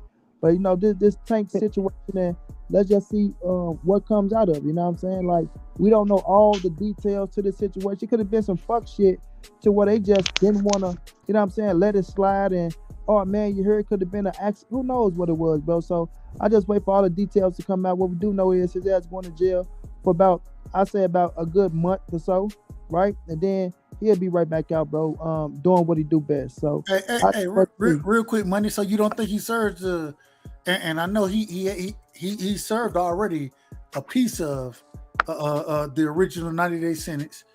You think it's only going to be a 30-day? And you could be right. I'm not saying you're right, wrong, indifferent. Just asking. Yeah, that's how you see it. Break it down. A month and 10 days, a month and 11 days. One thing about that money, though, it give you good ass lawyers. Now, I'm not saying you can beat the system, because a lot of people feel like he beat the system already. A lot of motherfuckers think he should be in jail. A lot of words shit I was saying from a lot of people. But a month and some change, man, on good behavior and shit like that. Like Rick said, they're not gonna have him in general population around all these motherfucking killers and gorillas and things of that nature. But he'll be sitting his ass in that room, thinking about it, hitting up his lawyers and figuring out a way to get up out of that shit. This the state. It ain't no federal shit like that. So yeah, I think they cut some slack out the month and some change. I ain't gonna hold you. And I don't think hey, Tank is Tank, you know what I'm saying? Celebrity. Me personally, bro, I want to be around. I think the isolation piece of it is what really get me. But we got to see how it work out. And at the end of the day, man, I don't think this really does anything negative to Floyd. Now, remember what they did to Floyd? They threw his ass straight in the hole. Remember? But Floyd, I think this is just a personal opinion. Right. When they had you listen to what individual who went and visited Floyd. Floyd was getting visitation on, and maybe Tank gonna get the same thing, bro. Like, I don't know how this shit gonna work out, but I think Tank need to be in population, bro. Him being around those individuals. Tank is Tank. He ain't got to go be the hardest motherfucker. He gonna be him, and motherfuckers gonna respect him because, bro, like, I don't know. I just think Tank he garners that with him. You know what I'm saying? He has that type of personality that he gonna garner that respect. You're gonna show him love. He gonna show you love, and I don't think he's gonna have too many problems. And No, so I don't think they do that for a problem situation. I think they do that for his own safety, not for us him. Like he's scared of shit like that. I think no, I'm not saying. I think that's just a protocol. You know what I mean? But I think that hurts him more than him being in general pop, bro. Like you don't want to be isolated like that for that amount of time, bro. Like I think that fucks with the mind more. No, right side. It's not an option. He can request, man, this shit killing me, man. I don't care, man. They cool with me. They not gonna attack me. The jailhouse rules it. They're gonna protect. They cannot allow a celebrity, especially a celebrity of his status, to mingle in that general pop. It ain't happening. He can beg for it. And it ain't. His best friend is them guards. That's the only people he gonna be able to communicate with, and his family. That hurts him, bro. I think that hurts him. Right side, baby. He ain't finna go do 2 flat and said. Right. He finna go do 2 weeks or a month and a half at max. That dude, he'll be all right. Right side, it's okay, baby. I'm not. He's gonna be okay. He ain't gonna be gone that long. He'll be okay. He gonna be all right. Hey Rick, yeah. Don't talk to 4 walls, but like that nigga Ruben Hurricane in that motherfucker. You heard me? He ain't Ruben Hurricane. Come on, let him in. Hey man, yo, right, yo, money. Yo, money. I would have been your opponent, so I was kind of studying that Ruben. So if you want a little impromptu, 5 minutes, we can get it. We're not gonna do that, Terrence. We're not gonna do that tonight. That's done for a partner. We're not gonna do that tonight. No, I'm talking about. I was just saying that he was studying. I was studying. I was just, you know what I'm saying. So, Terrence, brother, you should have been. Never I was rewarded though. No, it wasn't. It was just. It wasn't nothing. It was just a little entertainment. Just a little entertainment. That's all I was asking. Hey, Terrence. You know what you remind me of, dog? This what Terrence remind me of. Terrence remind me of one of you know when you got pit bulls and shit, and they say Money got a pit, right? And he ain't scratching yet and shit, but I come along and be like, yo, man, you know, I want to scratch your pit. And Money be like, nah, man, you know, I'm cool. And be like, yo, man, just for fun, man. Like, he love that shit. So anytime he can get something in, because Terrence, I know what you're doing, bro, and I like that. Terrence, now y'all know, he with it anytime, and he gonna reverse some shit. He took some L, but he gonna turn around and start whipping some ass. Keep on doing what you doing, bro. Keep on doing. I feel where you at, bro. But goddamn, you on go. Yeah, ain't nothing wrong with it. Ain't nothing wrong with it. You on go with it, man. So it's a good thing that you enjoy doing that, man. Especially when you can do it with people and you don't get personal and shit like that. It's nothing personal at all. I mean, like Money said, he studied, and I was studying shit. Shit, that's all I'm saying. Shit, you just kind of wasted that shit. Yeah, but no problem, no problem. Yeah, I like that though, man. But man, you know, some people they get crazy with it, man. But I like that, man. You know. Hold on. So I gotta ask the question. I gotta ask the question. Since we now it seemed like, and I do have I got a problem. I know my brother Crush gonna tell me I need to shut the hell up. I don't know what the fuck. Well, give me a chance to tell you to say it. Why you gonna say it for me? Because you done told me this multiple times. You done told me this. Okay, I know it's something coffee and donuts, man. I know it. Go ahead, Doug. I know what it is. I know, but I still gotta keep. I'm gonna keep it a buck. I wanted my brother Crush gonna tell me, Devin. I need to sit back and watch, and if he moved to 140. I should be excited with that. I will say, if he go up there and he fight Regis, I'll rock with it. I'll be listening to my brother Crush. And it's funny because while I'm listening to him, I'm like, the motherfucker see me in the chat. He might be talking about my ass directly. I don't know yet. I don't know if he is. You know I'll be lurking. But at the end of the day, I still want to see that fight. I know you're gonna tell me that. Yo, Doug. I had a question. Hold on. Question, Doug. I'm gonna let you ask your question. But my brother Chris, you're gonna tell me that I shouldn't be looking for Devin and Tank. I should be happy with what I get. Devin, he's undisputed. Devin, he's moving up. He doing all these things. I should be happy with what I'm getting. But I'm still looking for Devin and Tank. I want Crush to respond. I'm gonna let Terrence go, and then the panel is open. Go ahead, Crush. I want you to respond to this. I'm still looking for Devin and Tank, damn it. And I know what you're gonna tell me, but I want the people to hear. Okay, it's the greatest man alive. I got it different. I'm gonna say it differently this time. And this is a song from the Jones Girl. You gonna make me love somebody else if you keep on treating me the way that you do. Goddamn, Dub. Goddamn it. I'm gonna let you have it. I'm waving the white flag, Dub. You got it. I ain't even gonna bother you no more with it. You can keep on saying it, and I ain't gonna even bust your party bubble. I just want to see it. That's the fight I want to see. Yeah, we all want to see it, but that don't mean we going to see it when the fuck we want to see it. That's all I'm saying. I want to see it just as much as y'all do. Trust me, I might not sound like it, but I just try to stay in reality when it come with this boxing talk, man. That's all. I done did too many years of over talking and shit like that. Now I'm a grown ass man. I'm an OG in this shit now. I can't have that shit get me wound up at this age. I'm 50 plus. Shit start changing at this age. And I ain't gonna let you motherfuckers give me blood pressure, and I ain't never had. You know what I mean? Man, so hey, that's all. The panel is open, man. Anybody, y'all get y'all bars off. Real quick, I got you, Terrence. My last point before you ask your question. If individuals talking, man, y'all balance that shit out. Y'all know how to keep it respectful. So go ahead, Terrence. Ask your question, my brother. Okay. So serious. During that Loma fight, the fourth round, and I'm serious about this.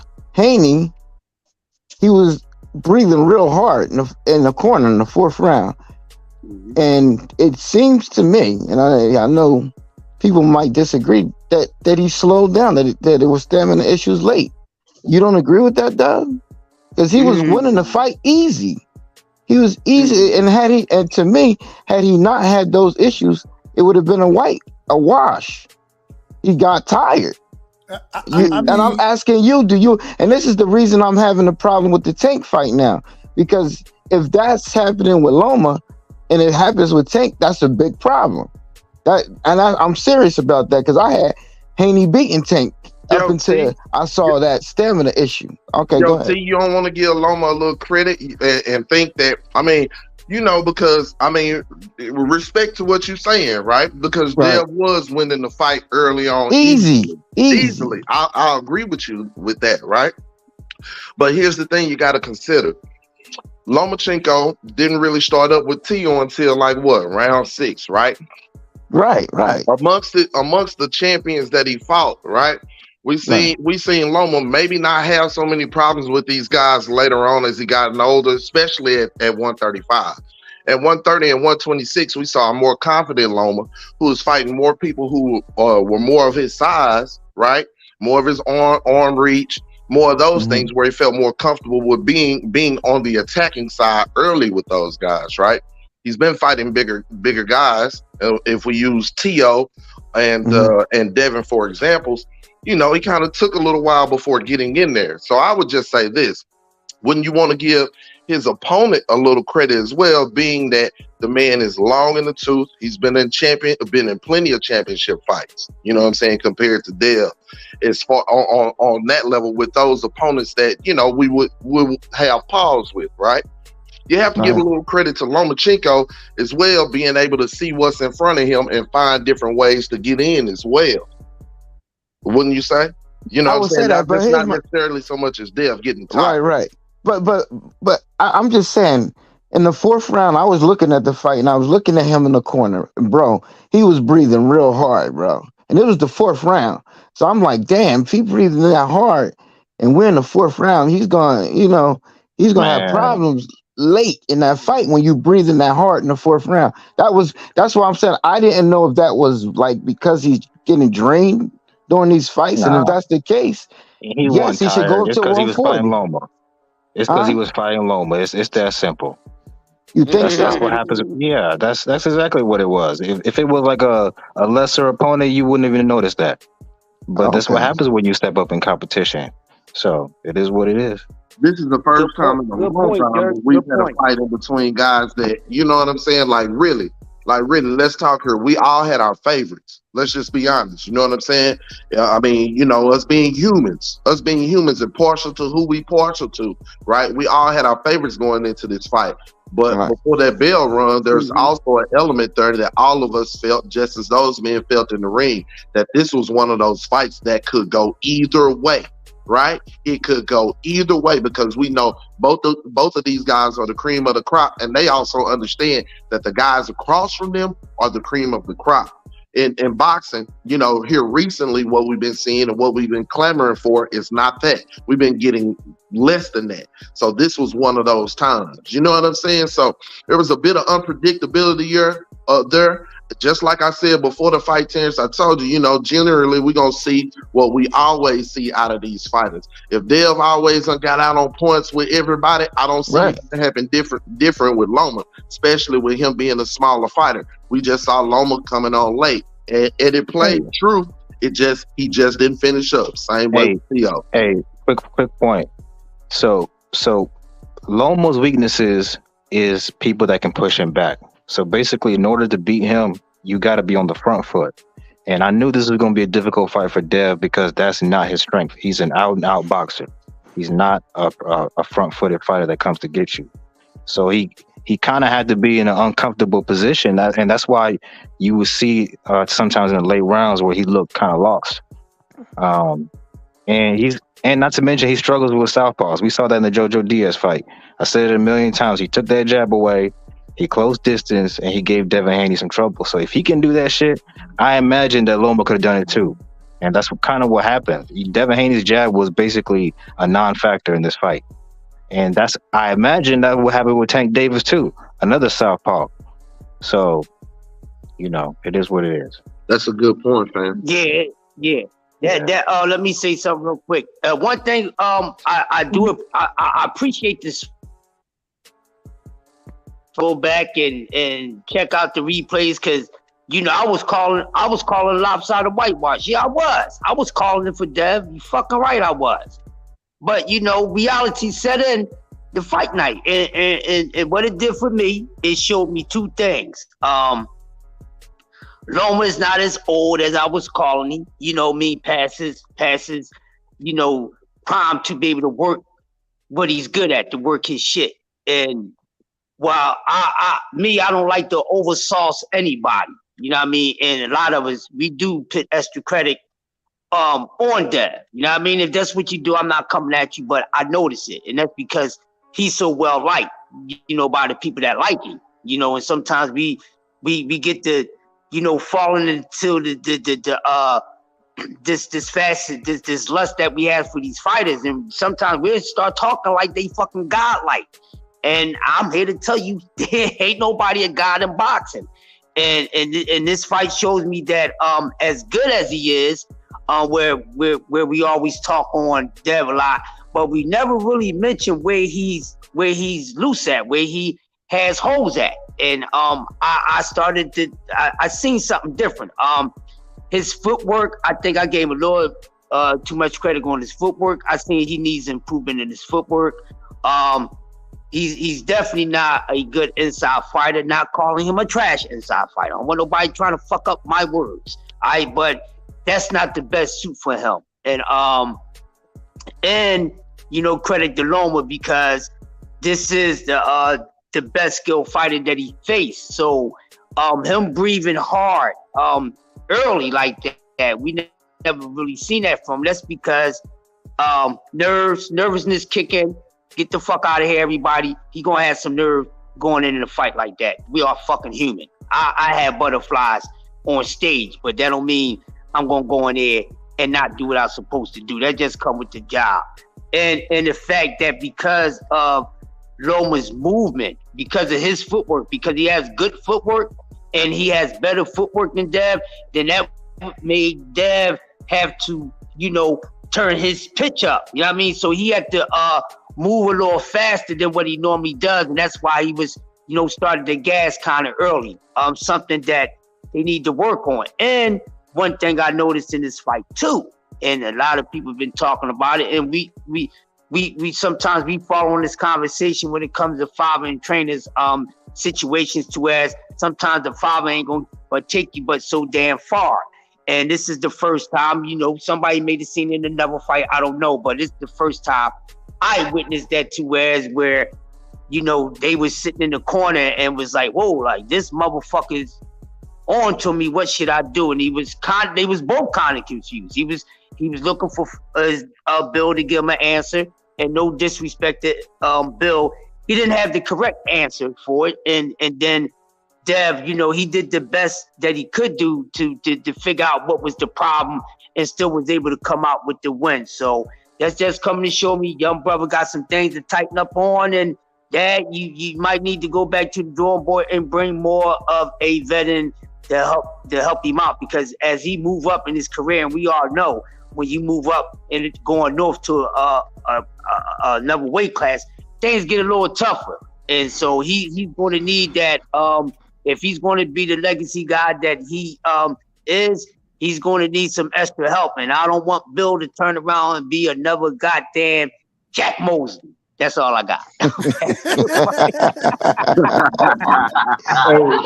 hey, Chris. Man, Chris took me back when he mentioned them damn getting them butterflies, man.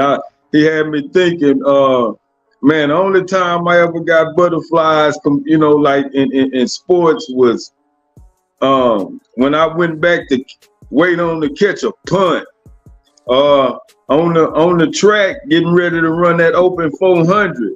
Now, I done been in situations, you're in the huddle where you about to run the ball, or they about to pass you the ball. No butterflies. I done been on the free throw line down by 2 with less than 5 seconds to go, and no butterflies. But it just something about those two separate things, man. Catching them punts, I always got them butterflies every single time before I got that ball, and running that open quarter, waiting for them to blow that gun. It just was, it was different than the mile relay. I was more, it just was something about them butterflies, boy. Them butterflies real, Crush, for real. Yeah. He ain't capping. Yeah, and I seen it on him. You're supposed to have butterflies in that fight. I really think Crush hit on it really good. And at the end of the day, Dev and them got some shit they need to really work on and tighten up. And again, this is why I said in 36 minutes, fucking with Tank Davis under them lights, bro, I just feel like Tank would get it. You hear what I'm saying? I love Devin Haney, bro. I love his ability. I love what him and Bill got going on. I understand that Bill is a promoter. He's also a manager and trainer. He wearing some hats. But at the end of the day, you know what I'm saying? His mouth sometimes, put them in some situations, right? And, you have to take the good and the bad when you have people like that on your team, but they also have to have a happy medium with that. They have to have a leash on themselves for that, and we seen the difference. There's a big difference between Bill and T.O. Sr. You know what I'm saying? In my opinion, there's a big difference there. But at the end of the day, Devin Haney, bro, for him to do that with a guy, there's not too many guys that he's going to face moving forward in his career where he going to be up against it like that, as far as experience, ability, speed, style. You know what I'm saying? Like, he if you wanted to put yourself up against the litmus test and see what you really made of, when he was able to go back in that locker room and have them straps still strapped around his goddamn body and exhale, you know what I'm saying, or in that shower, say, bro, he really had something to be proud of. 817. That shit meant a lot, going up against and putting yourself really in the fire at the age. And I gotta say this. Who the email champion now? Dub. He the email champion, goddammit. He still the email motherfucking champion. Who emailing now? Who emailing now? You know what I'm saying? Niggas emailing the fight. That's what they emailing for. Hell, you mean? Listen, Funny how shit changed. my thing is this though. My thing is this. I think all of that, the criticism, all of that went into it, and like I said, 817, he tried to call me out on this. When we had the Shoo versus Raymond Ford. All I was saying, and I got you. You were right, 817. I ain't provide the whole story, but all I'm saying, niggas was trying to tell me you got to pick Raymond Ford because one of the reasons that we use is because he younger. Raymond Ford is the same age as Devin Haney. Yes, right. he is. Devin is undisputed, and Devin is undisputed. Everybody need to be reaching out to this young man because if you really want to be real about it, the individual that can really bring a motherfucking promotional company up right now in cahoots with his own promotional company is Devin Haney. Being an undisputed champion, the youngest one, being in the position that he in to make the big fights at 24 years old. Oh, I got a question. Talk to me, Rick. Since them hoes grabbed Tank today, any chance of Bill making fun of Tank? Oh man, this jailbird. Any chance of Bill jugging at Tank? I hope not. I hope not. You know how Bill gonna judge, though. Wait a minute. Y'all know how Bill gonna judge. Bill gonna judge in the most alhamdulillah way. I hope that young man get his stuff. You know, I hope nothing happens to him. You know, he gonna touch on it, but he gonna roundabout touch on it unless somebody do some hot capping until he in one of them hot situations. Then when he in one of them hot situations and somebody say something that touch him, just like anybody else, you know, Bill, you know it's gonna come out. Goddamn me. Now, man, it come out if somebody touch his ass or not, and especially when it come to Tank, it don't take much to Tank. And now this some extra flame for his fire. And I want to see how Bill, if he gonna stay silent, if he gonna jug at him, if he just gonna halfway be petty and wish him well and hope for the best and say we'll tell Tank to see us when he get home because we still got something waiting on him. I'd be happy if I hear him say something like that. You know it's coming. Just like you said though, Rick. How many days Tank got? And how many microphones will get put in Bill's face before he get released?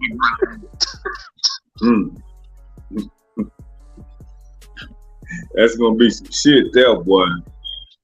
Cause I haven't heard anything about Bill dropping anything about it yet, and he have an opinion about this. You know, because this here was unexpected. You know, I thought Tank was gonna do about 45, 50 days of home confinement, and he go back to court, and they release him off his probation early. But he being quiet because Bill's finna go to 140.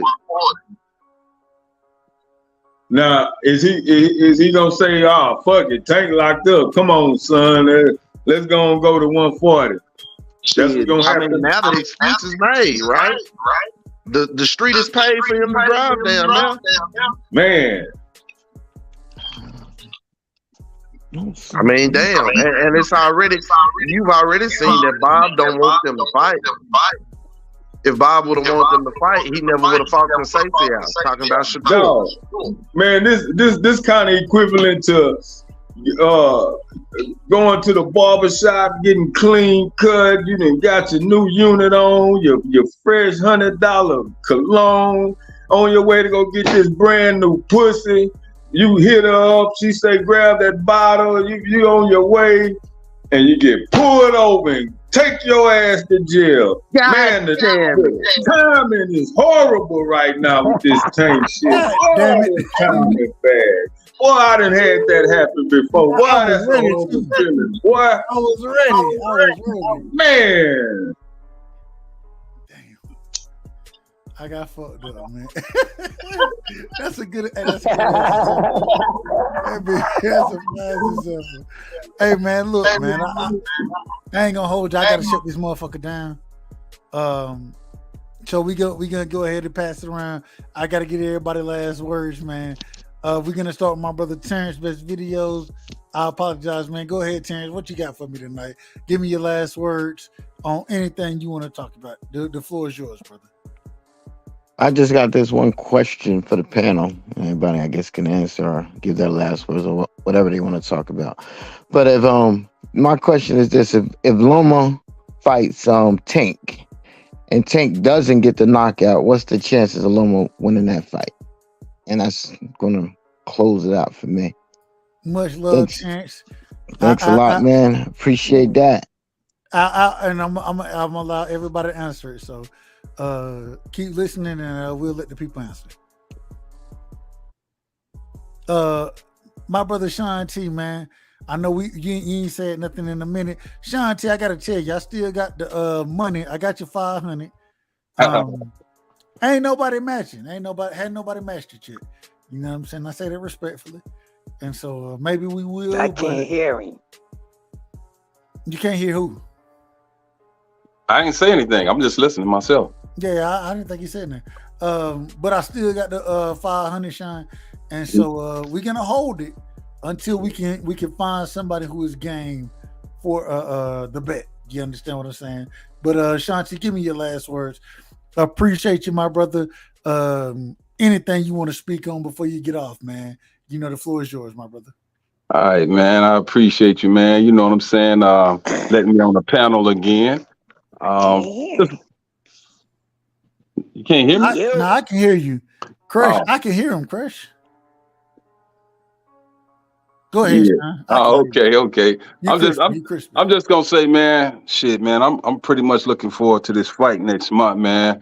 I got 2 tickets, one for me and my son. You know what I'm saying? Did you get tickets? Were you able to get tickets? Yeah. I'm on the floor in row W. You know what I'm saying? Man, at the back. I'm not even gonna ask how much you pay for them tickets. I'll tell you, $5,500 a piece, and then they slapped a $1,700 fee. I don't know what the hell that's for. I gotta look into that. You know what I'm talking about?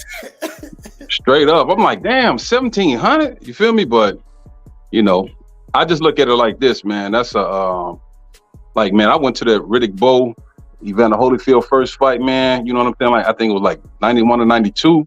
And man, the fight was awesome. But the biggest thing, man, I got a chance to meet Pernell Whitaker the next day in the lobby. You know what I'm saying? And man, we chopped it up for like 10 minutes straight, you know, before he left with his entourage.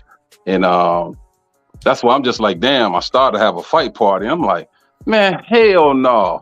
I'm like, man, I gotta go to this bad boy, man, cause you know, just the night before, you know, the crowd, man, I'm gonna see so many people, especially boxers, you feel me, that other people might not know about. You know what I'm saying? Like, we take it for granted, man. Our knowledge, man, is special. You feel me? You can't go to work and speak boxing because a lot of people, they only know Floyd Mayweather. You know what I'm saying?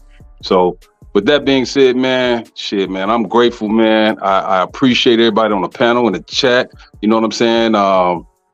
Anybody, man, when it comes to conversing about this sport, man, because we are a small fraternity. You feel me?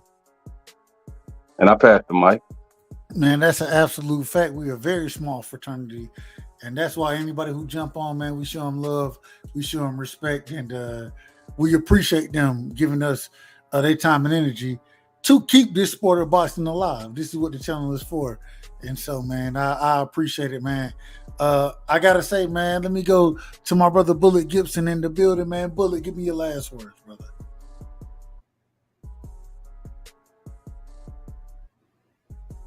Bullet, you're on mute. Hold on. You gotta give me a second. I'll come back to you. That's cool. Rick Timms, let me get your last words, brother. Give me your last words, Rick. All right, good deal, man. I briefly addressed Terrence's question on my way out. He asked if Tank and Loma did happen And if the Tank don't get a knockout, could Tank win by decision? And absolutely, Tank can still win by decision. Tank has the boxing skills, the footwork, and the power to damn show be able to keep Loma honest, fearful enough to our opponent. So absolutely, Tank can still win by decision. It'll be a hell of a battle, but what Dev did to Loma, Tank can do to Loma, or probably worse, right side. Man, I'm gonna holler, man. Y'all have a good night, man. Hey Rick, real quick. I gotta ask you this, Rick. I bet your ass can play dominoes. No, I know. Man. Hold on. Absolutely. Get why you can play bones, bro. I know. Cause that's the same jersey right there that my father might have on. And I might have to come through and kick both y'all ass on them goddamn dominoes when I come through. That's how that be, brother. But you know I say that with love, Rick. You know I'm actually going. I'm going to my pop's crib soon. When I go, bro, I'm gonna go live. I'm looking for your ass. You gonna be like, God, man, I swear, bro. I say that respect. Wow. I say that respect. But on that domino note, I want to see that. Make sure you do. And man, hey, ironically, since you mentioned dominoes, dude, the first time I ever drove from Houston to Kansas City, Missouri, I went and kicked it with these three sisters. Well, I was dating one of the sisters, and I was cool with the other sisters, Kim, Ebony, and Ivory. Okay.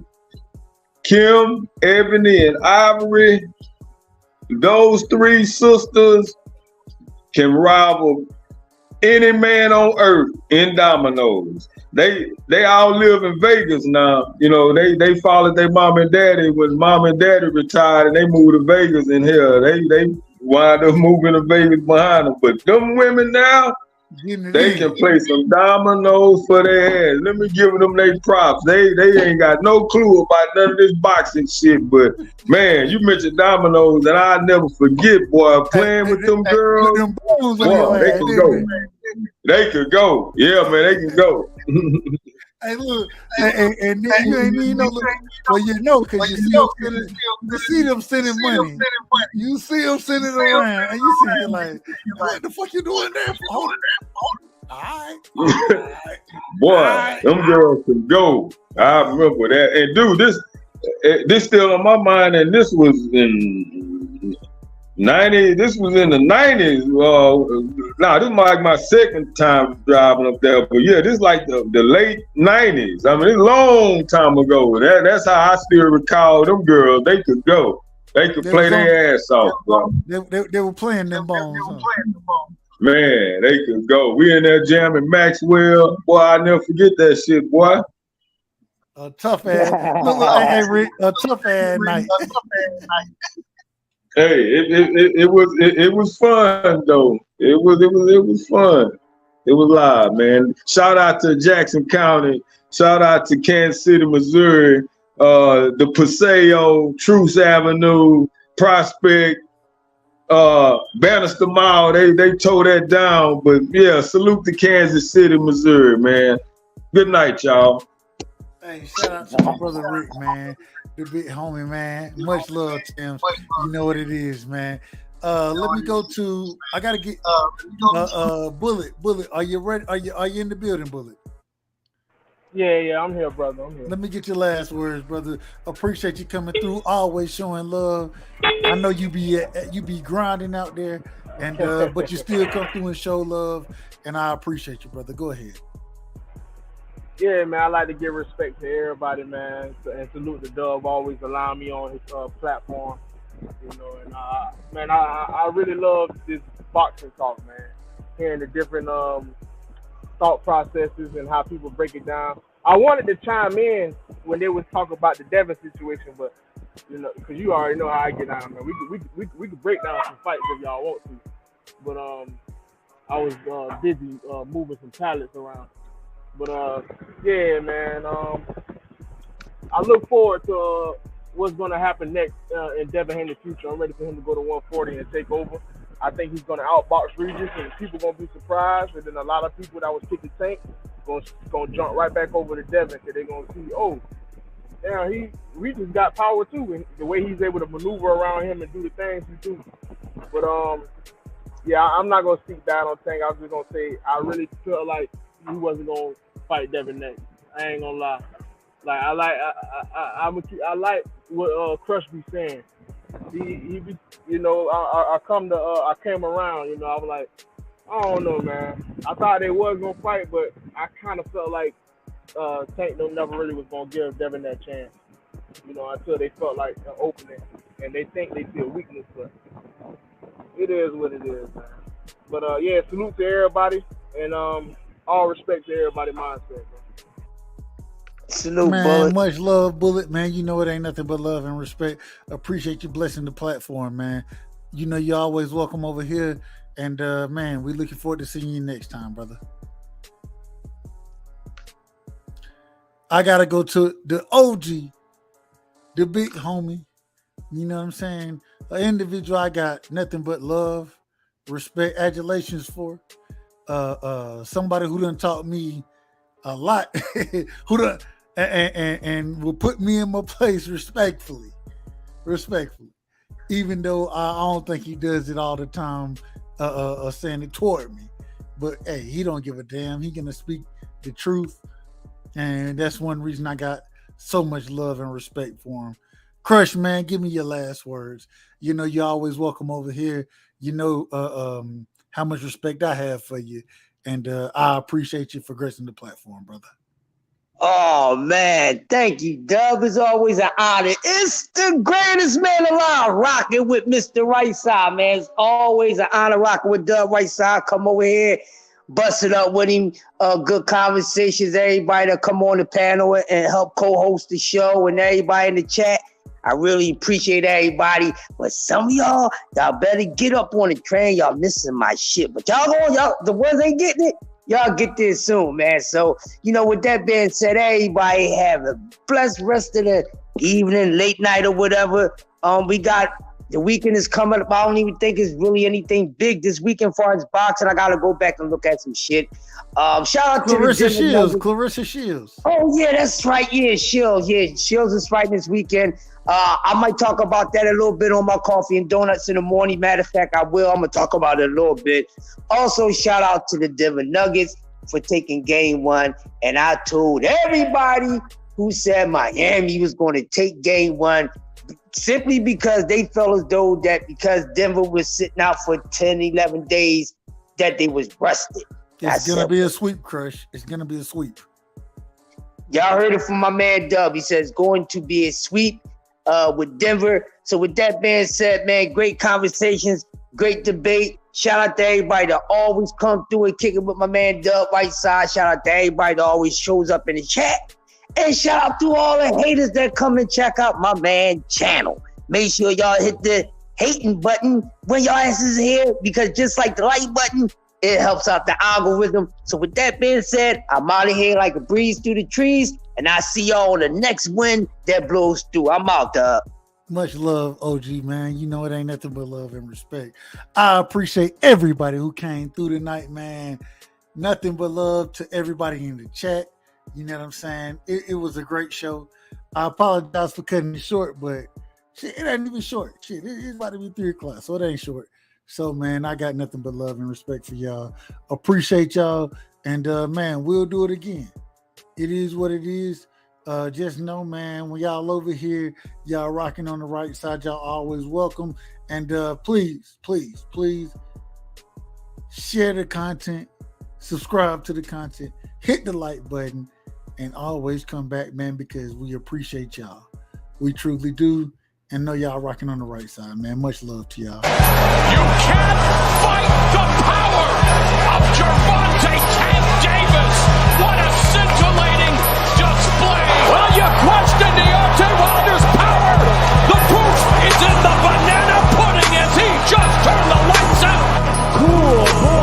Stephen Fulton Jr. The Ennis Express is a runaway train. Ladies and gentlemen, fighting out of Las Vegas, Nevada, here is the skilled, the highly regarded